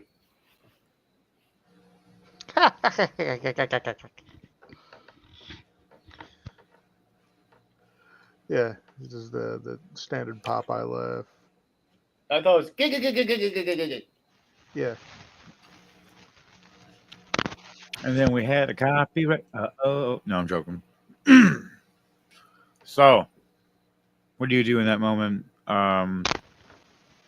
You try to get out of the spikes, Grismont, I charged as you forward. have the monk holding the spikes. Is it like this? Like they're at each side of me, or is it like all around me? Yeah. They clamped around, about to slam you, and you still have a directional path forward, and that's it. Forward or back, but you can't go. You can't go up because there's a monk right up there, unless you want to hit him in the balls, or you're just going to go straight forward. I'm just going to go straight If you can't go forward left or right, towards the shield guardian. All right.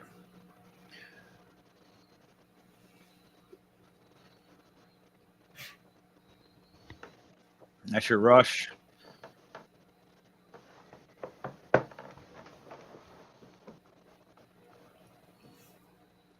And then Merrick gets to do his moment, and then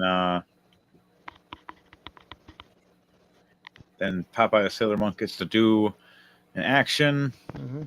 and it'll go. That'll be his one reaction before we shift back up to the top. That'll be Edward Knight. So Merrick Alright. still first does do his. The card man dealer. All right. So, what do I see as I'm jumping off the boat? Roll. Oh, well, you're not on a boat anymore. You got teleported in. Ah. A random green portal. Right as you got off the boat to walk off, it opened up. Kind of like a joke machine where you're doing that last moment turning back around while you're walking, Mm, and you look back at the boat. That one, oh my God, my ears! What was that?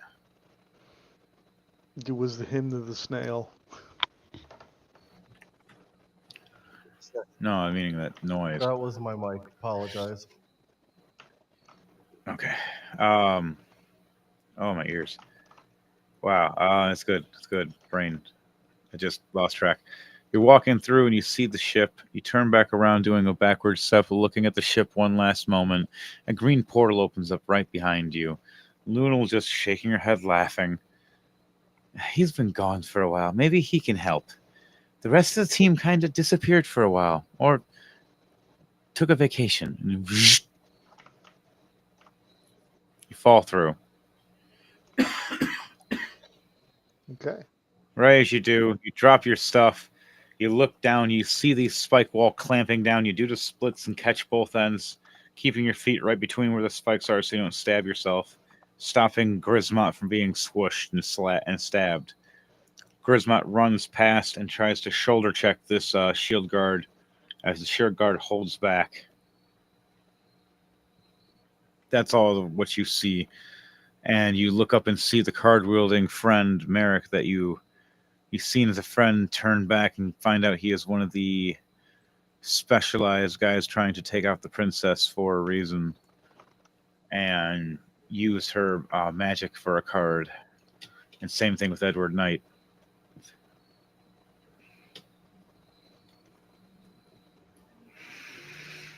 All right, so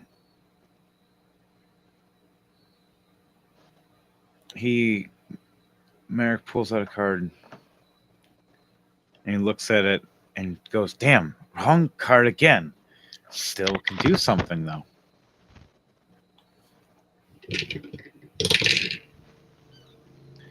All right, I need everybody to do a intelligence save for me, please. Oh no. Grismont got a 2, 16. Okay. which is not all that. That's not that surprising for him.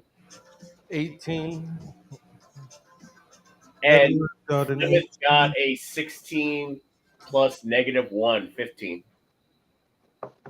Edward got a 18 plus 1, 19.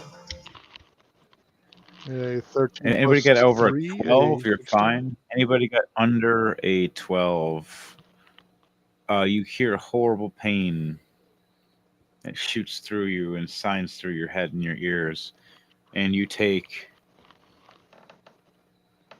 12 points of psychic damage.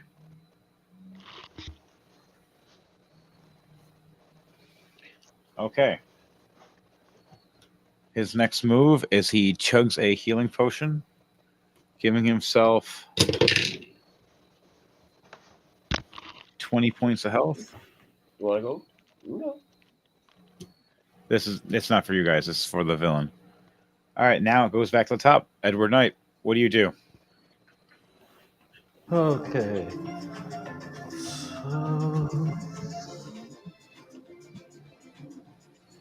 So, As the lightning shield is finally dropped.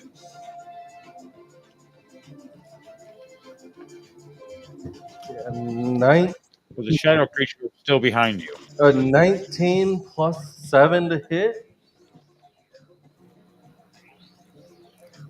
Is this a shadow creature or Merrick? Merrick. What are you hitting him with? A fire. You're about... Okay. And since I am a fighter, that means that this is a crit. Perfect. You see him drawing a card. 35 points of fire damage. He draws the exact card he needed. Smiling excitedly. I got it. All I gotta do is place it now. Yes! And as he smiles about to place it, your firebolt blasts and explodes the card, and it just disintegrates in his hand. And his fingers explode off. No!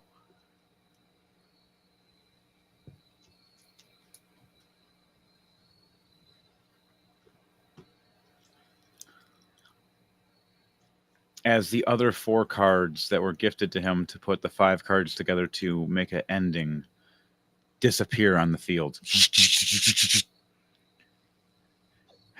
And he screams for a moment as his right hand is destroyed.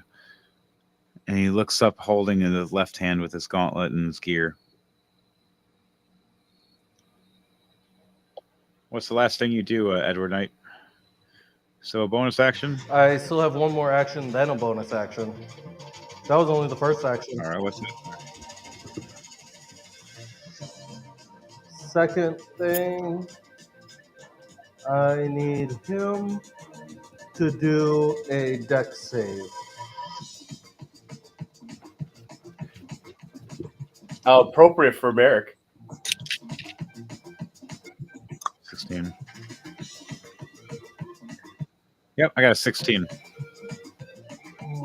That succeeds. Okay. What else do you do?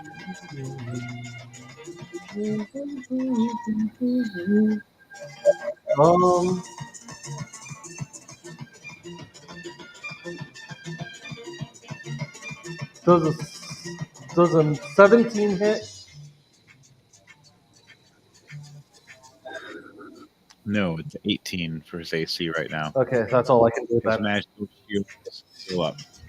That's all I can do then. Okay.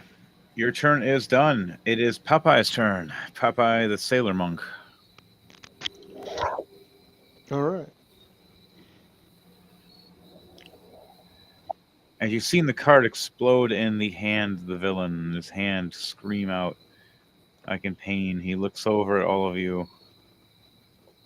What do you do to, as you guys are all getting closer? There's a giant shielded guy in front of you guys, though. Keeps blocking every one of you that can't get past a certain number as it throws up a shield. It's an 18, but the shield guard throws up at a 22. Okay. I think I will see. That was 22. Okay, 26. What are you going to do?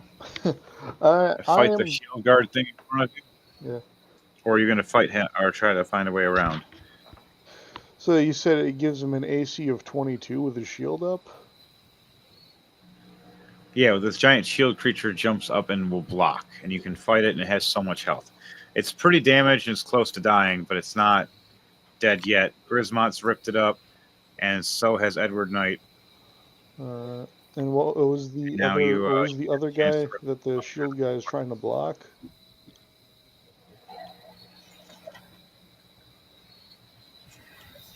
Yes. Oh, okay. All right. Well, I am going to. Oh, I forgot I had a gun with me. I will hit him with my new technique, the Battle Axe Kick, which has the additional ability of toppling, which, if it hits, knocks him to the ground.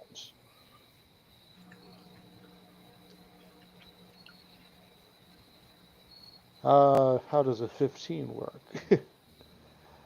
And does it explain as it is a check or a hit? Or a save? Oh no, I'm rolling to hit. So I haven't hit him yet. However, I still have my 2 more attacks. because I'm doing the busted ass fighter monk combo again. Even hitting the shield, the concept is hitting the creature. Mhm.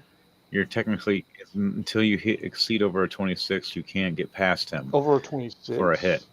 You can hit the creature himself, and it still does damage over time. Oh yeah, even no, if I you was do trying to hit. I strike. was trying to hit the creature, right? Because that's a 22. Because my last attack, I managed to roll a grand total of 25. How many hits did you roll? Total Or of how a many total of 4. Because I'm using I'm just using unarmed strikes. Okay, so just roll 4 damages apiece, or four damage Yeah.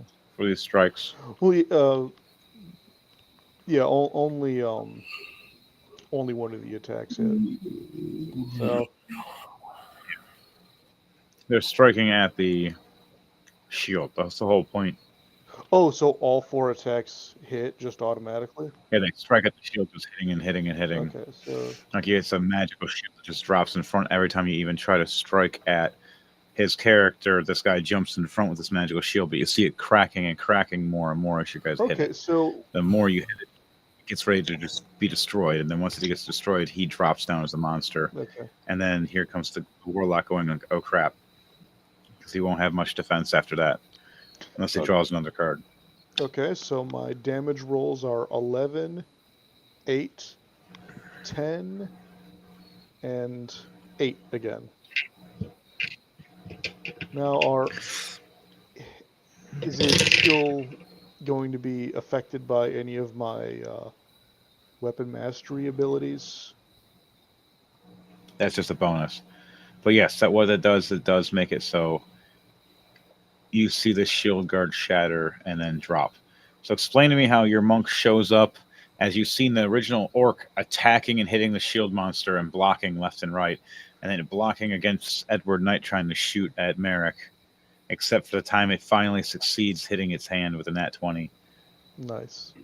It rolls back, getting hits from you, and starts cracking until the shield's about to break and the monster's about to disappear. What does it look like when your monk does this? Like, explain to me how he does these strikes like rapidly or whatnot. All right, so it starts out, he hits him with a nice back fist, and then a forward jab, and then he jumps up, does a half spin, and then comes around with an axe kick, and then jumps up and hits another axe kick.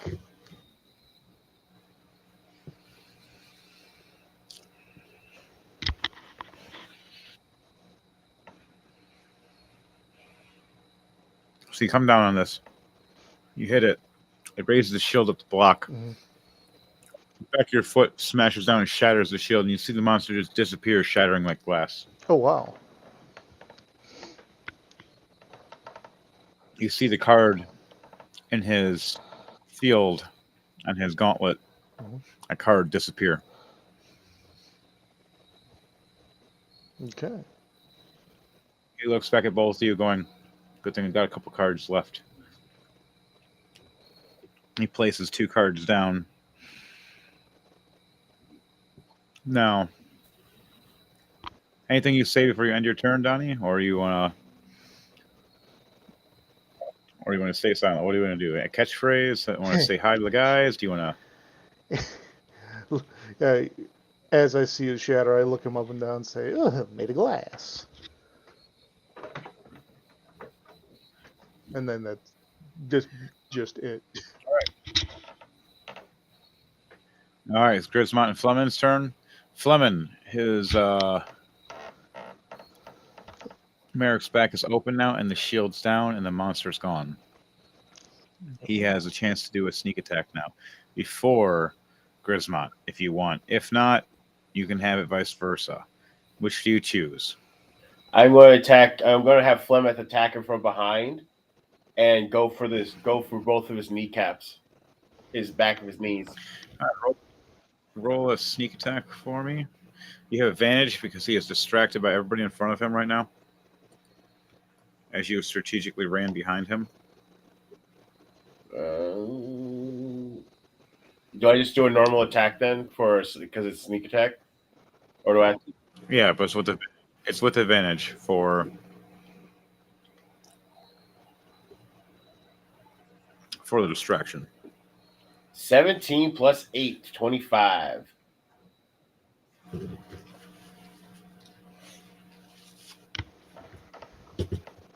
And for the damage is 4. Plus 4, 8. Okay. Sneak attacks do double damage, I believe. So 16. Okay. Mostly, I'm not actually trying to kill him. I'm just trying to get him on his back and knock him off, get him off his feet. How are you doing that? Are you drop kicking him in his knees or something? Or I'm hitting him with the back of my quarterstaff. okay. You run right past, to the back swing of his knees.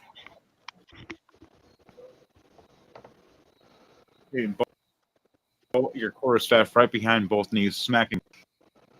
As you drop down, it goes ah.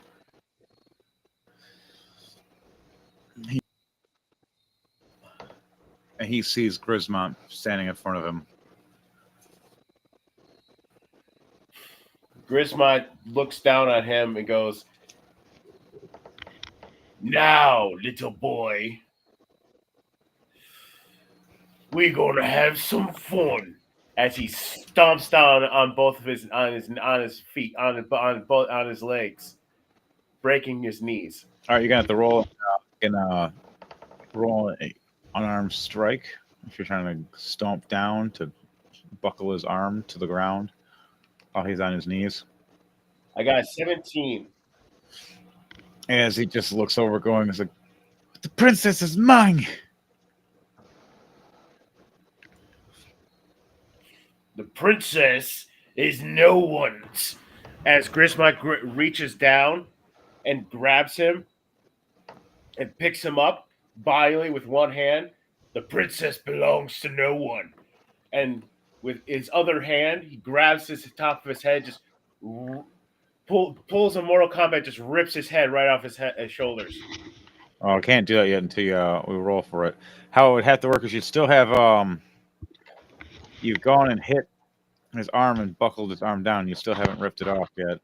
He's still down. Right. I know. I changed my mind. I grab his arm and rip his arm off with the dual disc thingy on his. Roll a strength check for me with advantage because of how big your character and strong your character is. He has to roll against it too to see if he does. 7 plus a dirty 20. 16 Explain plus me 4, how you do this. 20. Grismont, as he stomps down on his foot, he reaches down for his arm and just rips it right off, like a turkey leg. I got to roll for damage. 30 points of tearing damage as you bludgeoningly rip and tear, and then you see his arm dislocate and rip off, and the dual disc slam to the ground, breaking. You see him horribly in pain, looking up, trying to reach down to grab a potion to heal. What do you do in that moment? Comes out from the other side and stomps down his other hand. So we'll do an unarmed strike for that.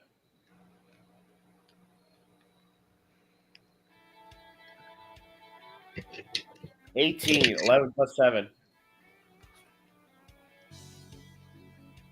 Okay, Princess Ophelia threw ice at the ground to freeze the knees of Merrick to the ground. How much was did you roll? It was an 18 for the unarmed strike to stop him from grabbing a healing potion. He goes to reach for it, and you go and grab his arm, pull it away, and you stomp or push his arm down and put your a boot on his hand. As Grismont's grabbing and choking him with one hand, and Merrick's holding his arm down with the other. You have the potion in your hand now. Does your character drink it or just pour it out or throw it? Oh, I'm not going to use it because who knows what he's done into that potion. You just Yeah. chuck it. You throw it, and it just hits the ground. You see it burning on the ground like acid, realizing he was going to throw it at Grismont and burn him. So, right there, your turn is done for now for those characters.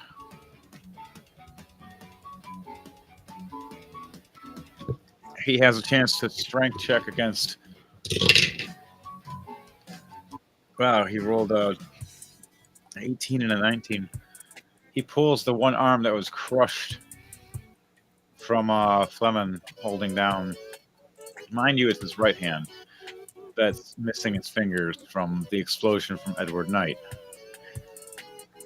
He pulls back, going, "I have a card." And he tries to reach, and he can't because the card can't be grabbed because he's missing fingers. He goes, "Huh? No!"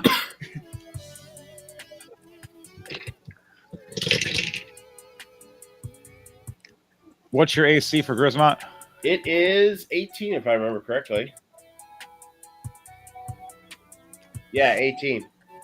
He rolled 17. He just missed you. He tried to slash at you with his dagger, missing. You want to do a reaction? He's still in my arms, isn't he? Oh, you have one arm grabbing his neck, but it's like on this side where the other arm was just to rip the arm off, and then you had Fleming over here hanging the arm, but this arm just slashed at you and missed, and you just looked over. You can either reach this way. He slashed at me. I look at him, and I just go, and I just headbutt him.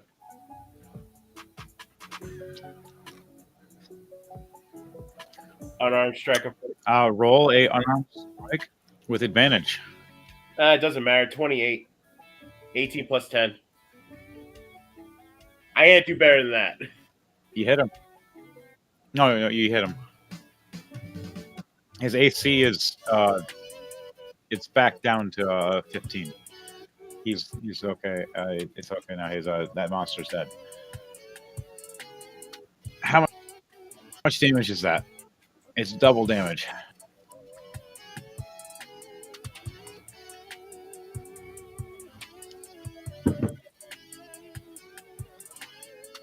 It is that Dark Trooper. For your Grismont, for your headbutt. How much damage is that for your headbutt, right. Dark Trooper, for your Grismont? And it's double damage. 5. Oh, that's 10.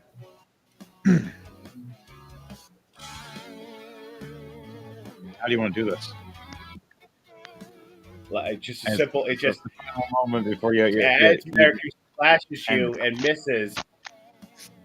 Grismont gets a very offended look on his face, like he's like, really, and then just headbutts him, and he just brings his arm forward like in Secret Level, just goes, bam, right into his head, cracking his face. All right, you headbutt the hell out of him so hard. It encaves the head of the creature of the Merrick, the villain, the card captor, and you see his body just dangle.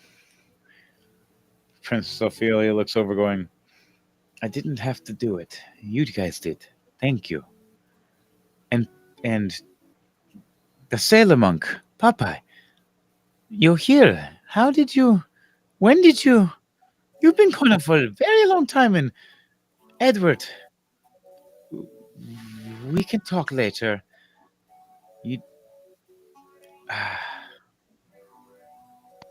I agree. And she looks up, but only on one condition. And as you say that, here's the funny thing, the messed up moment. Edward kept his deal.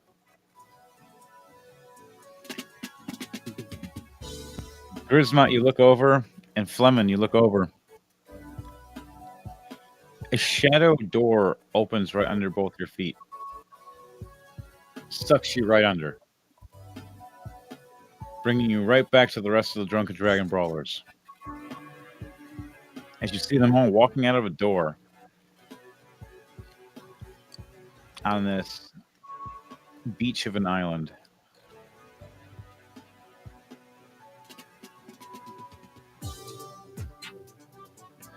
What is do you do the same thing to the Sailor Monk, Edward Knight? Yes. All right, and he does too. Now it's just you and Princess Ophelia. As she understood and knew what the wording was that Grismot said, she sees the character dead, and before her, the cards disappearing. The item that looked like it had helped with the cards cracking, decaying, and turning to rust and dust. Seeing his body turn into decaying and dust, going, wow, he sold his soul to the wrong guys. That's creepy. But Henry, he's one going- thing before is as both Flemeth as Grismot's falling through his log, he goes Zog as he's going through the hole. All right. What does Flemeth say? Saying pretty much the same thing. He's basically making saying a very uncouth dwarven cursing as he's falling through the hole. All right. What about you, Donnie? Did you get sucked through a hole? Sounds so wrong. Sucked through a hole. Now, am I sucked vertically or horizontally? That's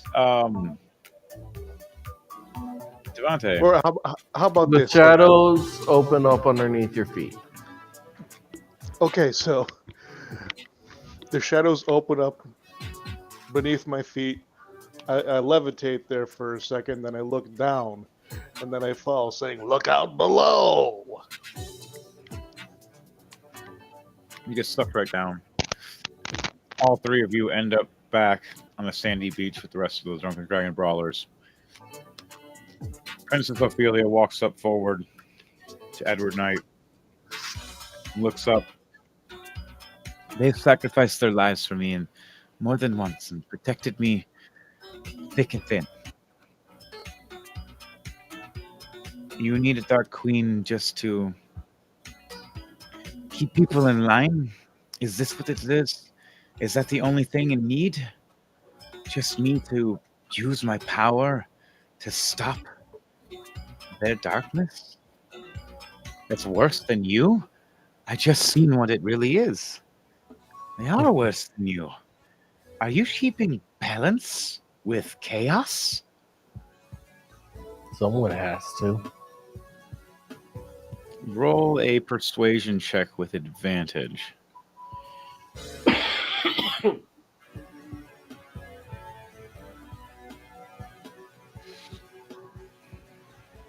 Anything else? 16. Anything else you say with your character to her to try to convince her fully? Is she about to be agreeing? You see, we're not the bad guys per se. We're just trying to keep order, which would be a lot easier if we had your help. Show me your queen. Let's talk to Crom. And she reaches her hand out for a handshake. I think for once, I agree. The brawlers, they did their job. But I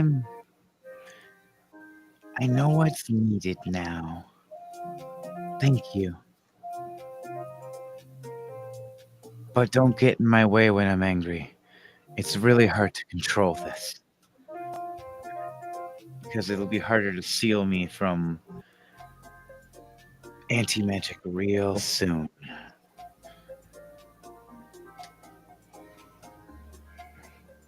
Well, for what we're going against, we kind of need you that way. You both shake each other's hands as the shadowy darkness illuminates from your energy and wraps around her hand as a deal is made. As you see it wrap up the arm, up the shoulder, into the ear and her up her neck. Her eyes change color and the hair color changes. As it looks like she's like in the Avatar rage state, but in control. As one or two streaks of silver are still in there, but all the rest is black. And she looks over going,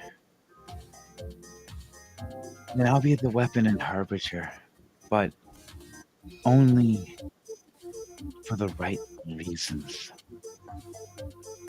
So let's pray.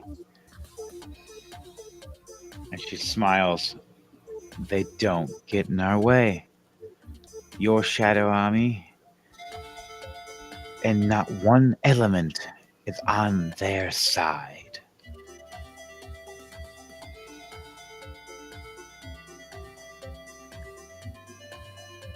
A portal opens up behind both of you.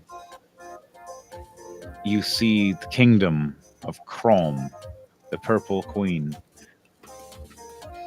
It opens up. Do you guys walk through? Edward just says, "After you, Your Highness." The princess walks past. Edward Knight walks through and the portal closes. Chrome. I would have seen. This is what we're talking about. Why didn't we just tell her? We should have just sent a bird or something with a note. Communication is much better. No. We need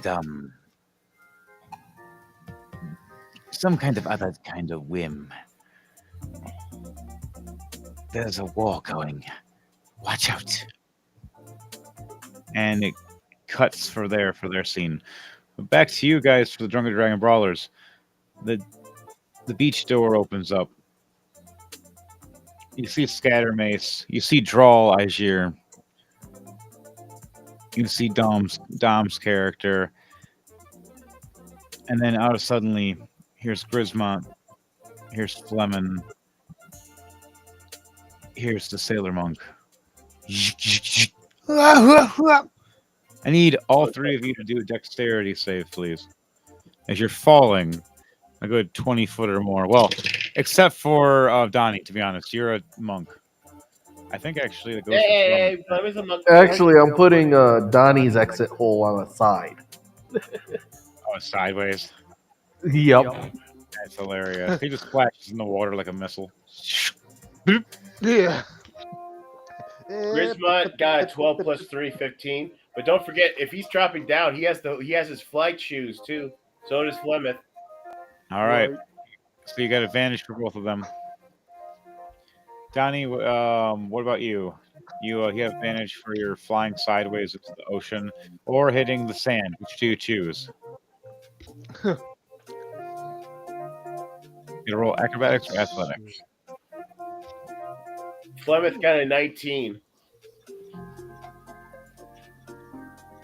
Yeah, I'm doing athletics. I got an 11. So what I'm thinking is, since the output is opening sideways, I exit the hole, pretty much looking like a torpedo, but shoes first, and I try to break my fall with the shoes and end up essentially skiing up onto the shore, but getting stuck in the sand. All right. After you do that, you stand and see upon you team of the Drunken Dragon Brawlers that you haven't seen in months. When you took that job for that ship job and forgot to tell anybody you were leaving, you're like, hey, by the way, I'll see you guys later. And no one understood what you said, so we're like, yeah, bye. Meanwhile, 6 months later, hey guys, holy crap.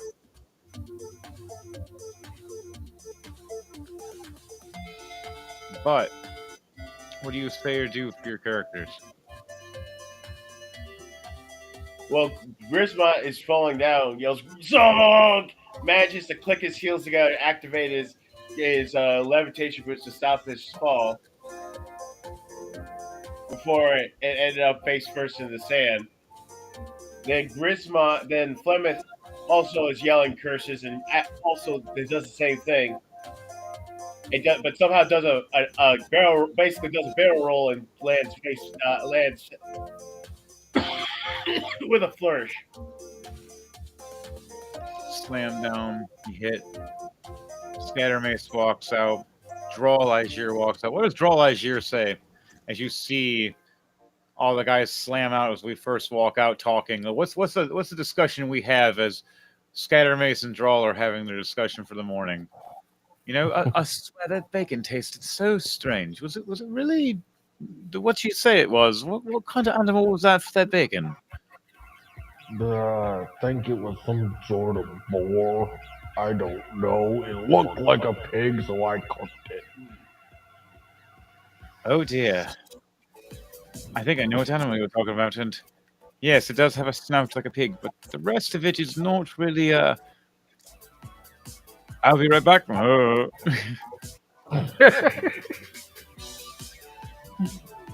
After that, you guys see the rest of the group standing there. What all the rest of you guys saying is you see this like small, like magical wooden, or like a half sand, half wood made house that was made from magic and helping of teamwork and crazy structure.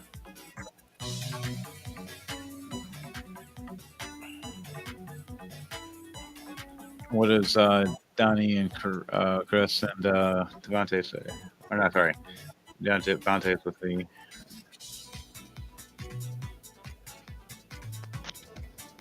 My apologies. The 3 new arrivals. Oh dear, it looks like we have a problem here. I only made enough for 5. The rest are sleeping still, and we serve them for them.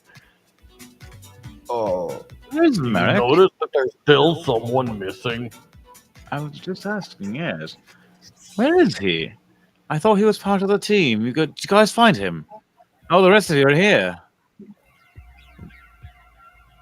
What do you guys like? What does Grismont, Fleming, and Sailor Monk say? Grismont looks around. He goes, "Damn you, Edward!"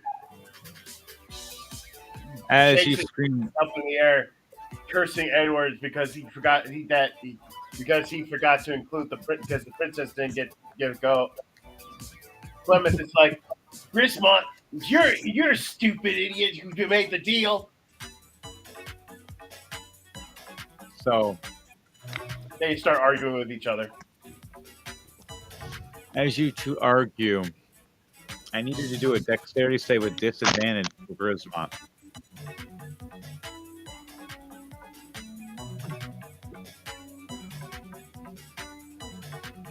Uh, 10 plus 3, 13.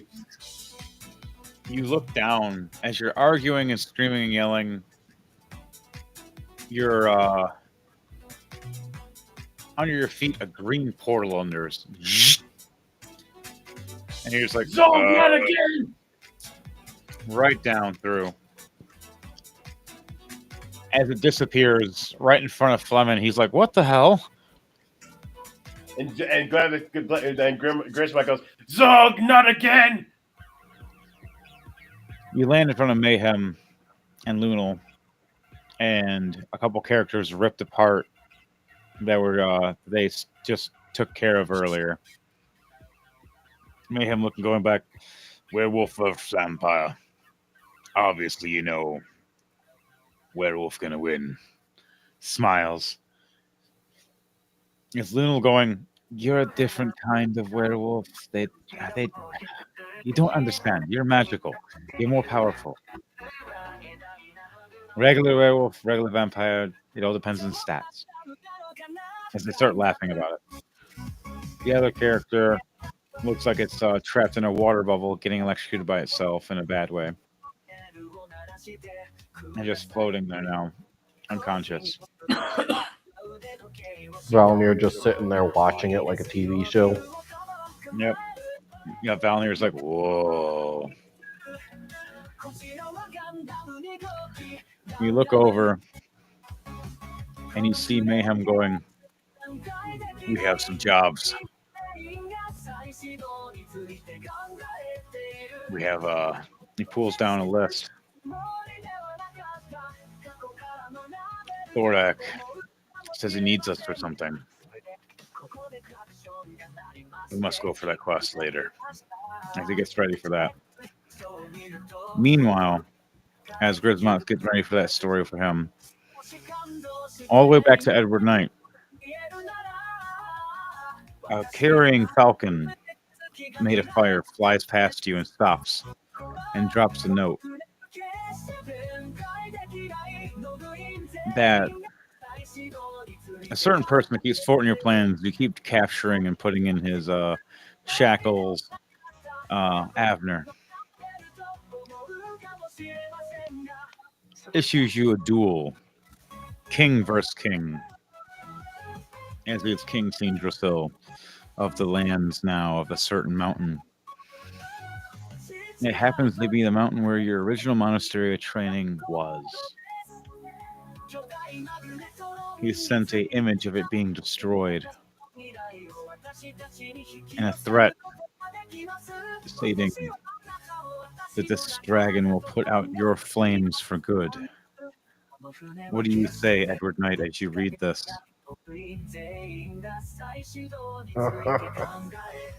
So looks like that freaking red bastard seems to not understand.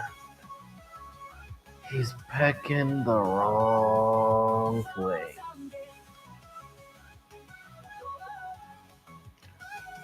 As he crunches the paper in his hands out of anger.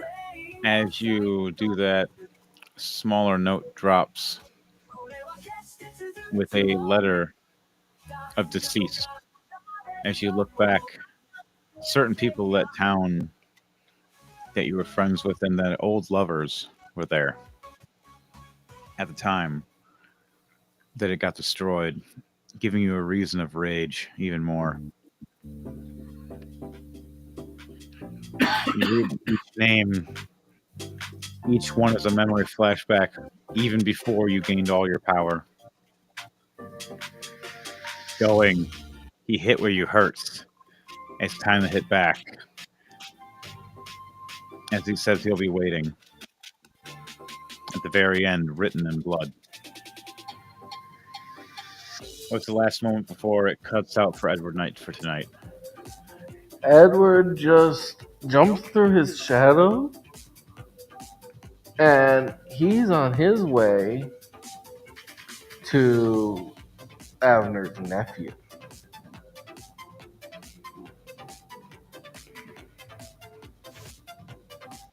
That's going to be one dark episode. Lots of fire. All right, back to it. Drunken Dragon Brawlers. Fleming, you're standing there and your buddy just got stuck through a portal again. In the sand, it says, "We're sorry," in Dwarven. He just frowns. He goes, "Whatever. I could use some time away from him." You look back. Drawl and Scatter Mace. Oh, bloody hell.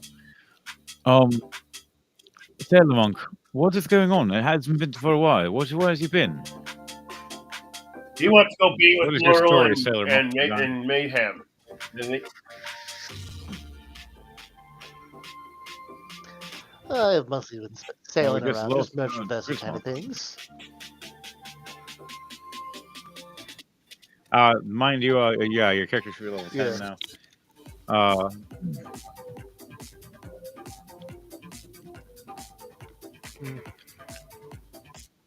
So we have this little place. Where are we? I want everybody here to roll a history check for me, please. With yeah, just a regular history check for everybody. Roll what? History check? History check. To know where we are. 11 plus I rolled 1, double 12. sixes. We got 17 plus 1, 18. All right, critical. 15.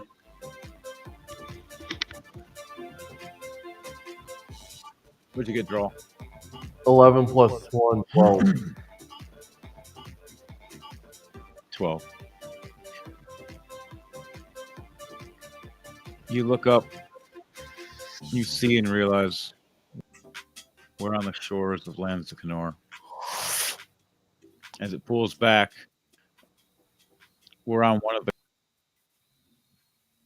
cursed islands of it.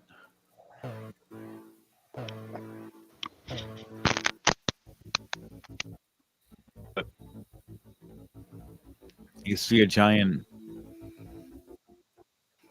the very top. And you see a hot spring waterfall running down all the way towards where you guys had.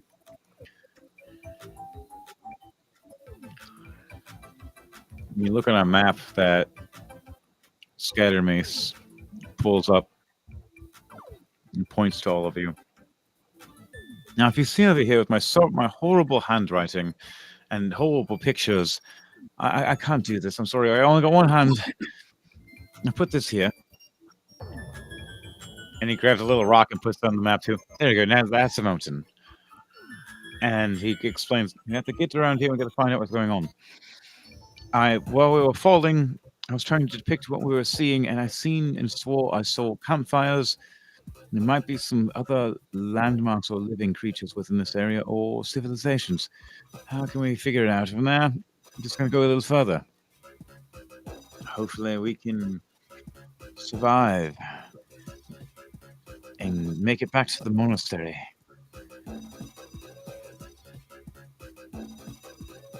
What do all you guys say as Scattermace explains this? Draws, anything your character says before the rest of these guys respond? No, Droll just kind of stays silent.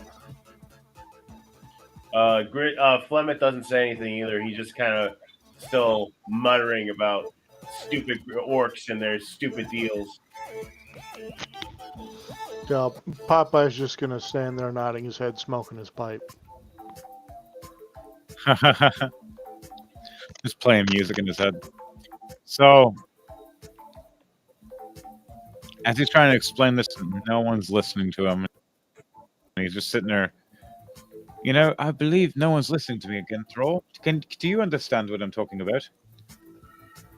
I get it. Yeah, you're saying there's other civilizations or something. Can't really tell with your drawing. Oh, Gordon. I know, I'm not very... I told you, I only got one hand. The other hand was, you can see it's a gun. I should make a robot drawing hand for it to change. As he starts walking away, rolling up the map. I'm going to keep the rock. He puts the rock in his pocket. And everybody heads out of the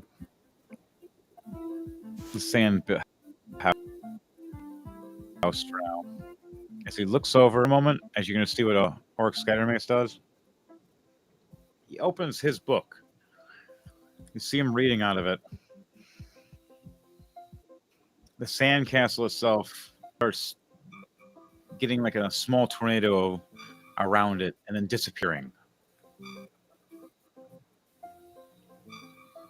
And he looks over and he closes in his book and he closes it going, here's one of the versions of one of our little houses we can use to sleep in and survive in for now. Low level defense for this one, but at least it covers us from the weather. Mind you, other creatures can break through unless we fortify or make better versions. It's a magical book that Lunal gave me. It's a little custom. But you need some more power and imagination, and I can't draw. As he starts laughing, walking away. What do all the rest of you guys do? You guys want to head forward Droll just heads back. now or move around? Droll heads back into his tiny hut. What did Droll do? Droll has a tiny hut. Yeah, you do have your tiny hut.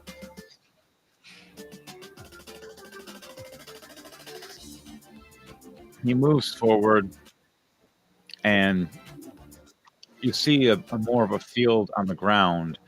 He goes, let's go a little higher of land, and we can place the house over here, and I'll show you the magics of how it evolves. As he walks over, opens the book again, he looks at the house drawing, places and points his gun towards the direction. As he's reading with his hand that's able to lift the book, his eyes glow. You see the magic transfer through his eye down to his gun and shoot her out, scatter on the ground, and start growing and making a new kind of house, raising up,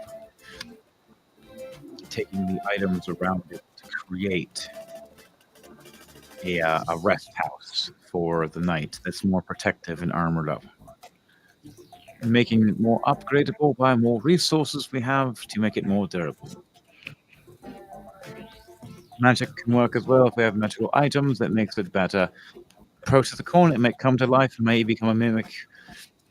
Let's learn the hard way if we can. A mimic house would be awesome as long as we have control of it. As he looks at his book, all depends on the story. In fact, it might work. So, I'll show you what it looks like.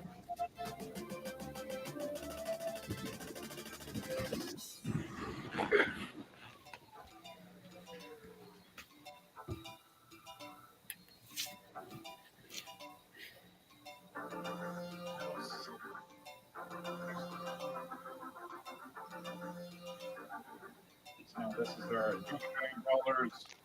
Let's go.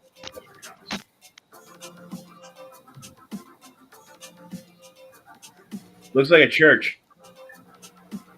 Oh, it has an upstairs. The tower. The tower! The tower! I could give the mimic house. The mimic house is for mimics. This one could be, but that's what we get now. As it grows to the ground and grows up, it changes different colors depending on what's around it. As you see, Scattermace going, Lunal gave me this book for certain magics for us. Hey, look. But the other people, we have to figure out how to get off this island safely. There's lots of goblins.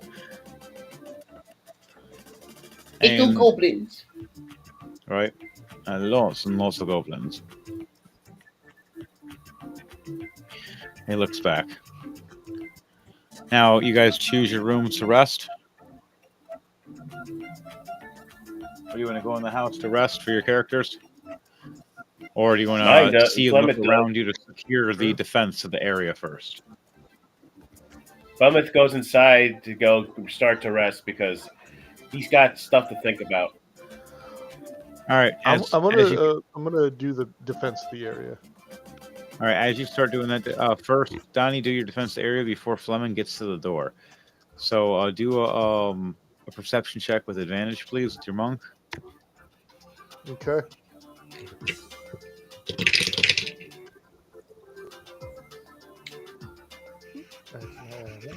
Okay, perception. What'd you get? Damn it. Oh wait, no, advantage. You said okay. No, because I was about to say my initial roll was a 2. But no, my second roll is an 11. However, I do have a passive perception of 13. All right, that works. You need at least 12. You look over and see this boar-looking creature, like a boar. It's running at you guys, but when you see it, it looks like there's tendrils and worm creatures sticking out of it, the black goo, like an infection spreading through all around its body. It's trying to ram at Fleming. Fleming, you hear this creature I want you to roll a perception check and see if you notice it in time to if it hits you or not. For you, Chris. For Dark Trooper. What's up? Dark Trooper. Roll a perception check to see if you see this infected creature boar running at you.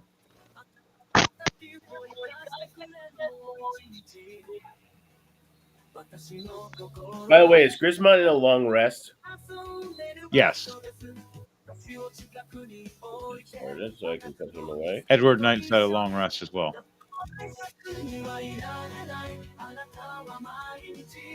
Perception. 13, 10 plus 3. Okay. You don't notice it fully. You just kind of catch it off the side of your eye, turning around slowly, but it's not enough. Donnie, you have an opportunity to do something. What are you doing as you see this rampant creature boar running like it's an infected creature right at Fleming? How far away am I from Fleming? About 5 feet. Okay, 5 feet. Let's see. You know what? I'm gonna 5-foot step, and then I'm gonna prepare to grapple the pig.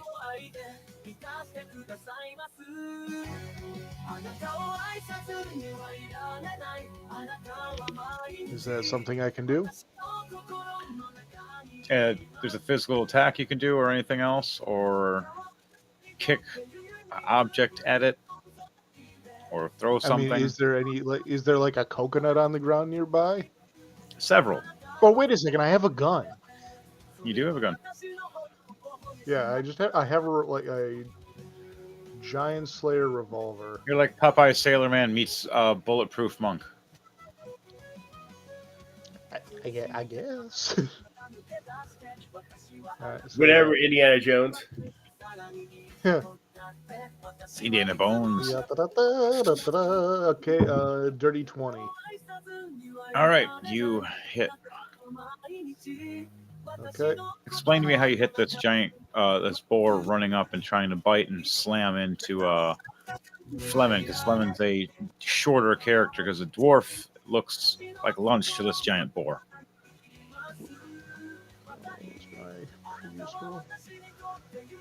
Okay, the damage was 16. Okay, so it was 16 damage. So is there any kind of, like, could you describe this? So it's like a boar that It's infected with warthog. some kind of like tendril worm things sticking out of its whole body, like 3 or 4 on each side sticking out, and a black goo pouring out of this body. Like it's Okay, infected so horribly. Like So I Princess pull out my Mononoke. Yeah, okay. it's kind of that's the concept I kind of took it from. Okay, so I little pull more out my hardcore, gun. And it's, yeah. So I pull out my gun. I say time for a veterinary appointment, and then I shoot it between the eyes. You drop it Or at least that's down. where I'm- It slides down. The body is dead for a moment. You see the tendrils hit the ground, though, and push the body back up. And the head starts shaking abruptly where you shot it and killed it. It explodes, and a giant eyeball sticks out. Hey, that sounds like that zombie fungus that there is that takes over an animal's body. Yeah, this is the nightmare effect of it. What do you guys do when you see this? You see a big creature now just utilizing the body as a parasite. I go, ugh, disgusting. All right, everybody gets one reaction, or like a small attack, basic attack, nothing big, or something to prepare. What do you guys do as you see this creature is about to try to freak out at all of you before you enter the house? It's like, whoa! And then I try shooting him again. I shoot him at the eye. All right, fire again. Fuck, 8. 18. No. A total of 8. Oh, no, you missed. You fire again. Does a the bullet 19 flies past sand. Does a 26 hit? 26 definitely does hit. What do you do? I am shooting it with my musket. All right, you just start blasting it. So I Doing just it start damage. blasting. How much? 8. All right, you see one of the tendrils get shot off as it makes a noise.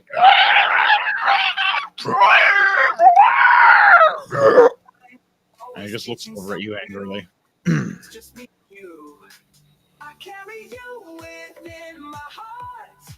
So, what do you do from there for each character? That was your shot.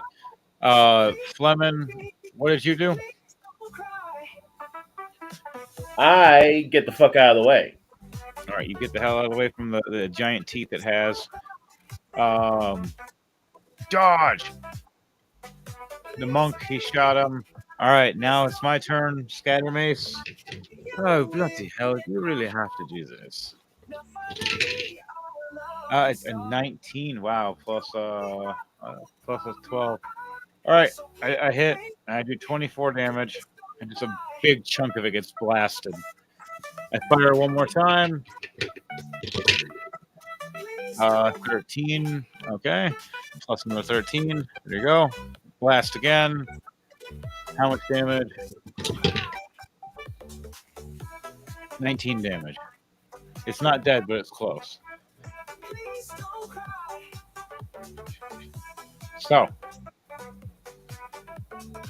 we're going to go back in order of how that went. Draw. We're going to start with you. Then we're going to go with Donnie. Then we're going to go with Chris, and then myself. So, draw. What are you doing? This creature is about 5 to 10 feet away from you. You're right by the door getting ready to go in the house that you turned around and seen this monster. And Fleming was right behind you.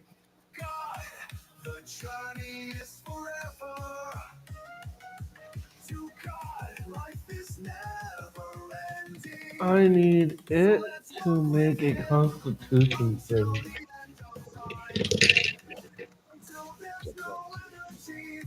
A 7. Oh. What do you do? 4th level moonbeam. Ow. This beam just... As the moon is already high and bright. 27 points of radiant damage.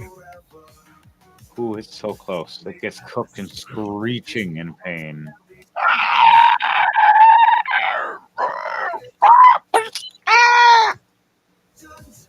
Fleming gets up off the dirt and goes, "Well, at least we got supper."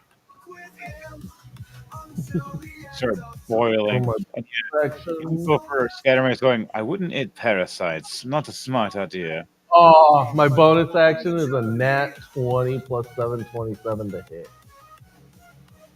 How much damage? 16 points of damage from my musket. You see it split into 2. One half you kill. The other half still alive. How do you want to do this to the half that you kill? That splits in half. It basically, as it's sitting there burning, it splits and as soon as it splits, a bullet flies right through where the head would be, just causing everything to go splat and then disintegrate. You see the other half freak out. That ends your turn. Donnie, your turn. All right. So, what does this thing look like now? It's like a tendril thing that's been split in half, and there's still another eyeball, but it's smaller, with a few more tendrils trying to crawl at you right now. His first half got ripped in half from Drawl shooting it with its magical musket. Okay. So And it's still being burned by a moonbeam. Yeah, and the moonbeam is frying it. Okay, let's see. So, are these tendrils crawling towards me? Are they separate from the main body, or are they attached? They're attached. You Okay. see it's trying to grow again more as it's running at you. I'm sorry. Okay. Let's see. Is it within melee distance of me? Yes, it is within 5 to 4 feet right now, and it's getting closer. All right. Well, looks like I'm gonna do that. I'm gonna take my 5-foot step by swinging around, uh, doing like almost like a pirouette, but you know, smacking into it with the with my heel. Okay. And so that's my first unarmed strike. A dirty 20. That hits. Okay, cool. So 5, so 10 bludgeoning, and using the topple. Okay, so would it be considered a creature or still just an appendage? It's a creature. Oh, okay, so let's see. It makes a con saving throw. 12. Okay. 8 plus 4. I forget. So Is it meets it beats it? It Oh no, depends. plus the ability of modifier. Never mind. No, it doesn't. It doesn't Nope. make it. So it is now knocked prone. All right, so right when you hit it, it gets knocked prone. Is there anything else you do before you end your turn? Yeah, I get essentially 5 attacks. That was just my first attack. Let's see. If you hit it once and you did this, that was the ability. Was it knocks it prone when you hit it? Yeah. Okay. Yeah, with my So you got 4 more physical strikes. battle X. Yep. Bazoon type. And then I'm gonna use the flail fist technique to to bash it over the head. And god damn it, this touch screen. So that is 17 to hit.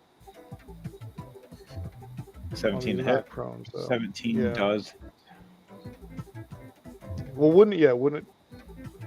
Yeah, already hit if he's knocked. Yeah. It hit. So what exactly is it if you're knocked prone? I know it means you're just like laying on the ground, but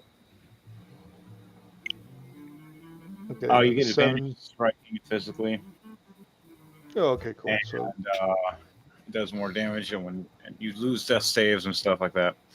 There's a few things. oh, okay.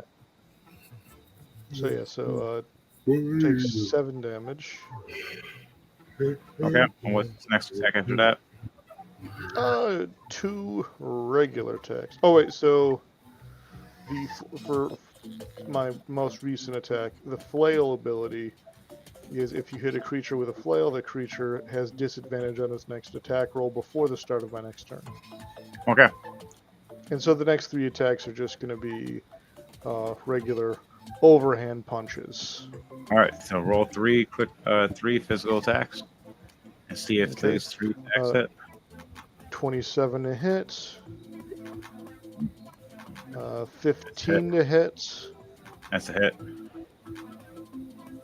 And nat 1. That one's a miss. Okay. So how much damage do those 2 hits?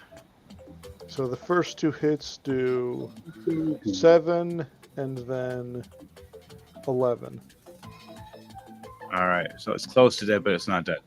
But that ends your Right. turn. Is there anything you Yep. say before you end your turn? No, I just blow enough smoke out of my pipe to make it sound like a steam whistle. as I'm attacking. All right, cool. I like it. Nice. Fleming, it's your turn. This creature is in front of you. Just got bit, like slapped the hell out of by the sailor monk, and it's sitting there with all messed up. Because it is not prone, you have advantage on physical strikes, as you have your spiked knuckles in your hands that are lined with silver. I will go in for some. What was it called again? Fury of Blows. All right, going for some Fury of Blows. I got 13.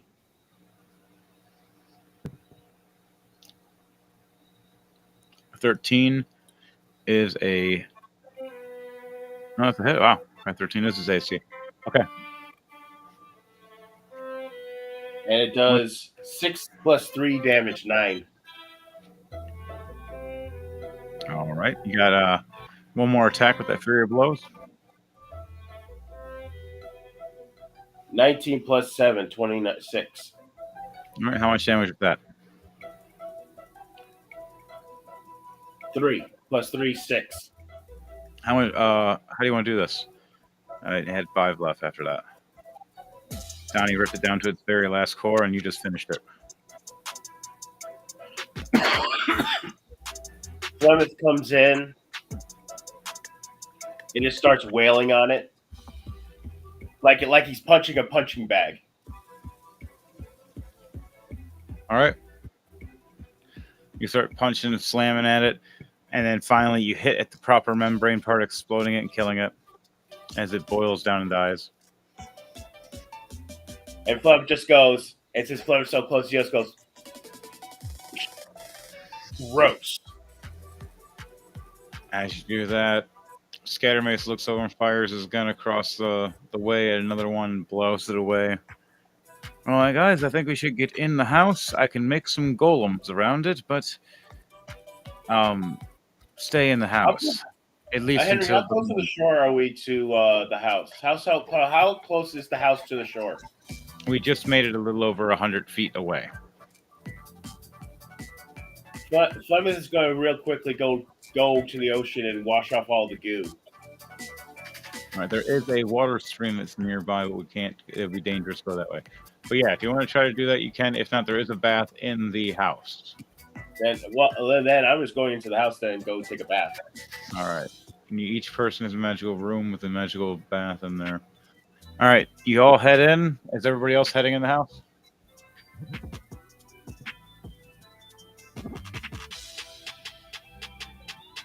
Draw, I hear you heading in, and Papa Sailor Monk, you heading in. Yeah, I head in.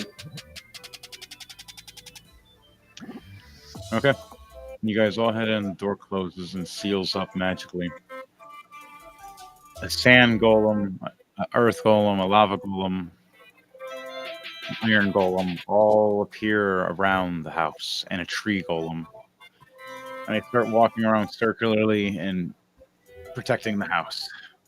You see a sky golem, like a cloud golem, floating around, and a lightning golem. You notice that when Scattermace walks up the stairs, his book is flipping the pages, opening and floating. Now, each one of you head to your rooms. What does each person's rooms look like before they end the night? And everybody takes a long rest after this. Sorry for the character that failed its way. There could be a rewrite or a new one later on, depending on the chats in the future, depending on if the person has communication. But we'll first go with Fleming. What does your room look like as you first walk into your door? After there's you see a like the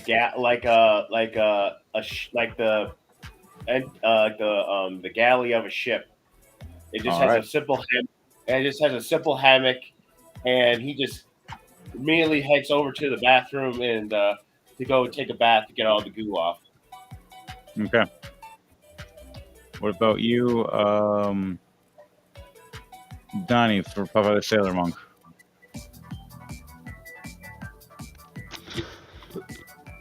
what's going on here? Your character's walking to its room to end the night. Take a long rest. Okay, he doesn't do anything particularly cartoony. He just kind of, wanders into his room and then jumps into bed. All right. Draw, what does your room look like as you walk into yours?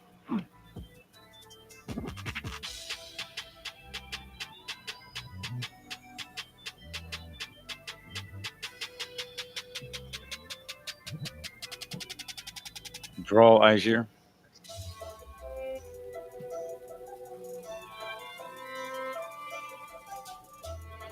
Okay. One sec, I'll be back in a moment. Okay. All right. Scattermace walks up to his room, sets down the book on a magical podium that looks like floating hands. Mind you, they're floating purple hands. Where did they come from? Dun dun dun. But they're holding the book as it's flipping pages, making the spells work to keep the golems active. Scattermace puts down his gun arm and puts on his sleeping hand. It's kind of like a mini little hand pillow. And lays down and goes to sleep and rests as the door magically locks. The sandhouse around swirls around and hardens and solidifies, builds up a wall to protect everybody. The golems protect. All right, I'm back. All right. It heads to the last room. What does Droll Aegir's room look like before we wrap this up? Okay. Just the picture.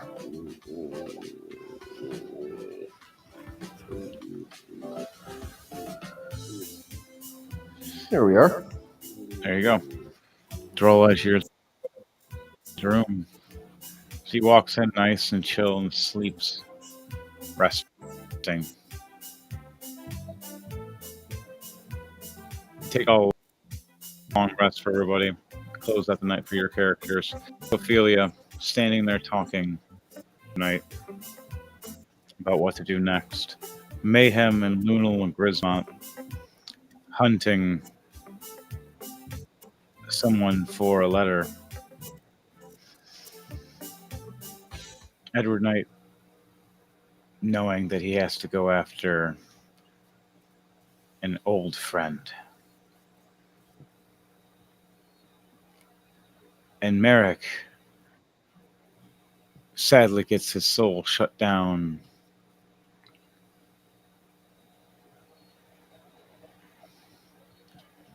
And his character dissipates.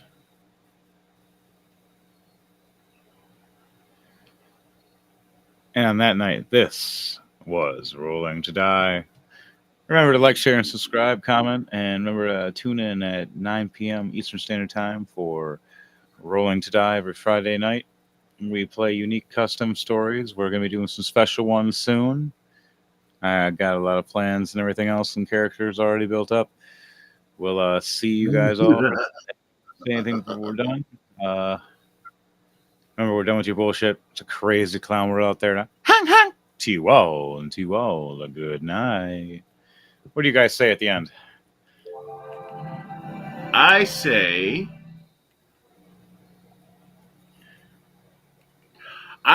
tune in on Wednesday, 9 p.m. Eastern Standard Time for the Chaotic Mind podcast. Be there or be square. Thank you for watching and have a wonderful night. Hit it, DJ. Tonight's ending is actually a specialty. Tonight's ending is in celebration and honor of a great series, Beetlejuice.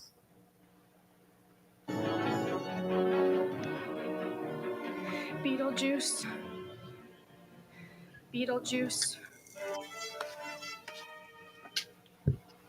Beetlejuice. It's showtime.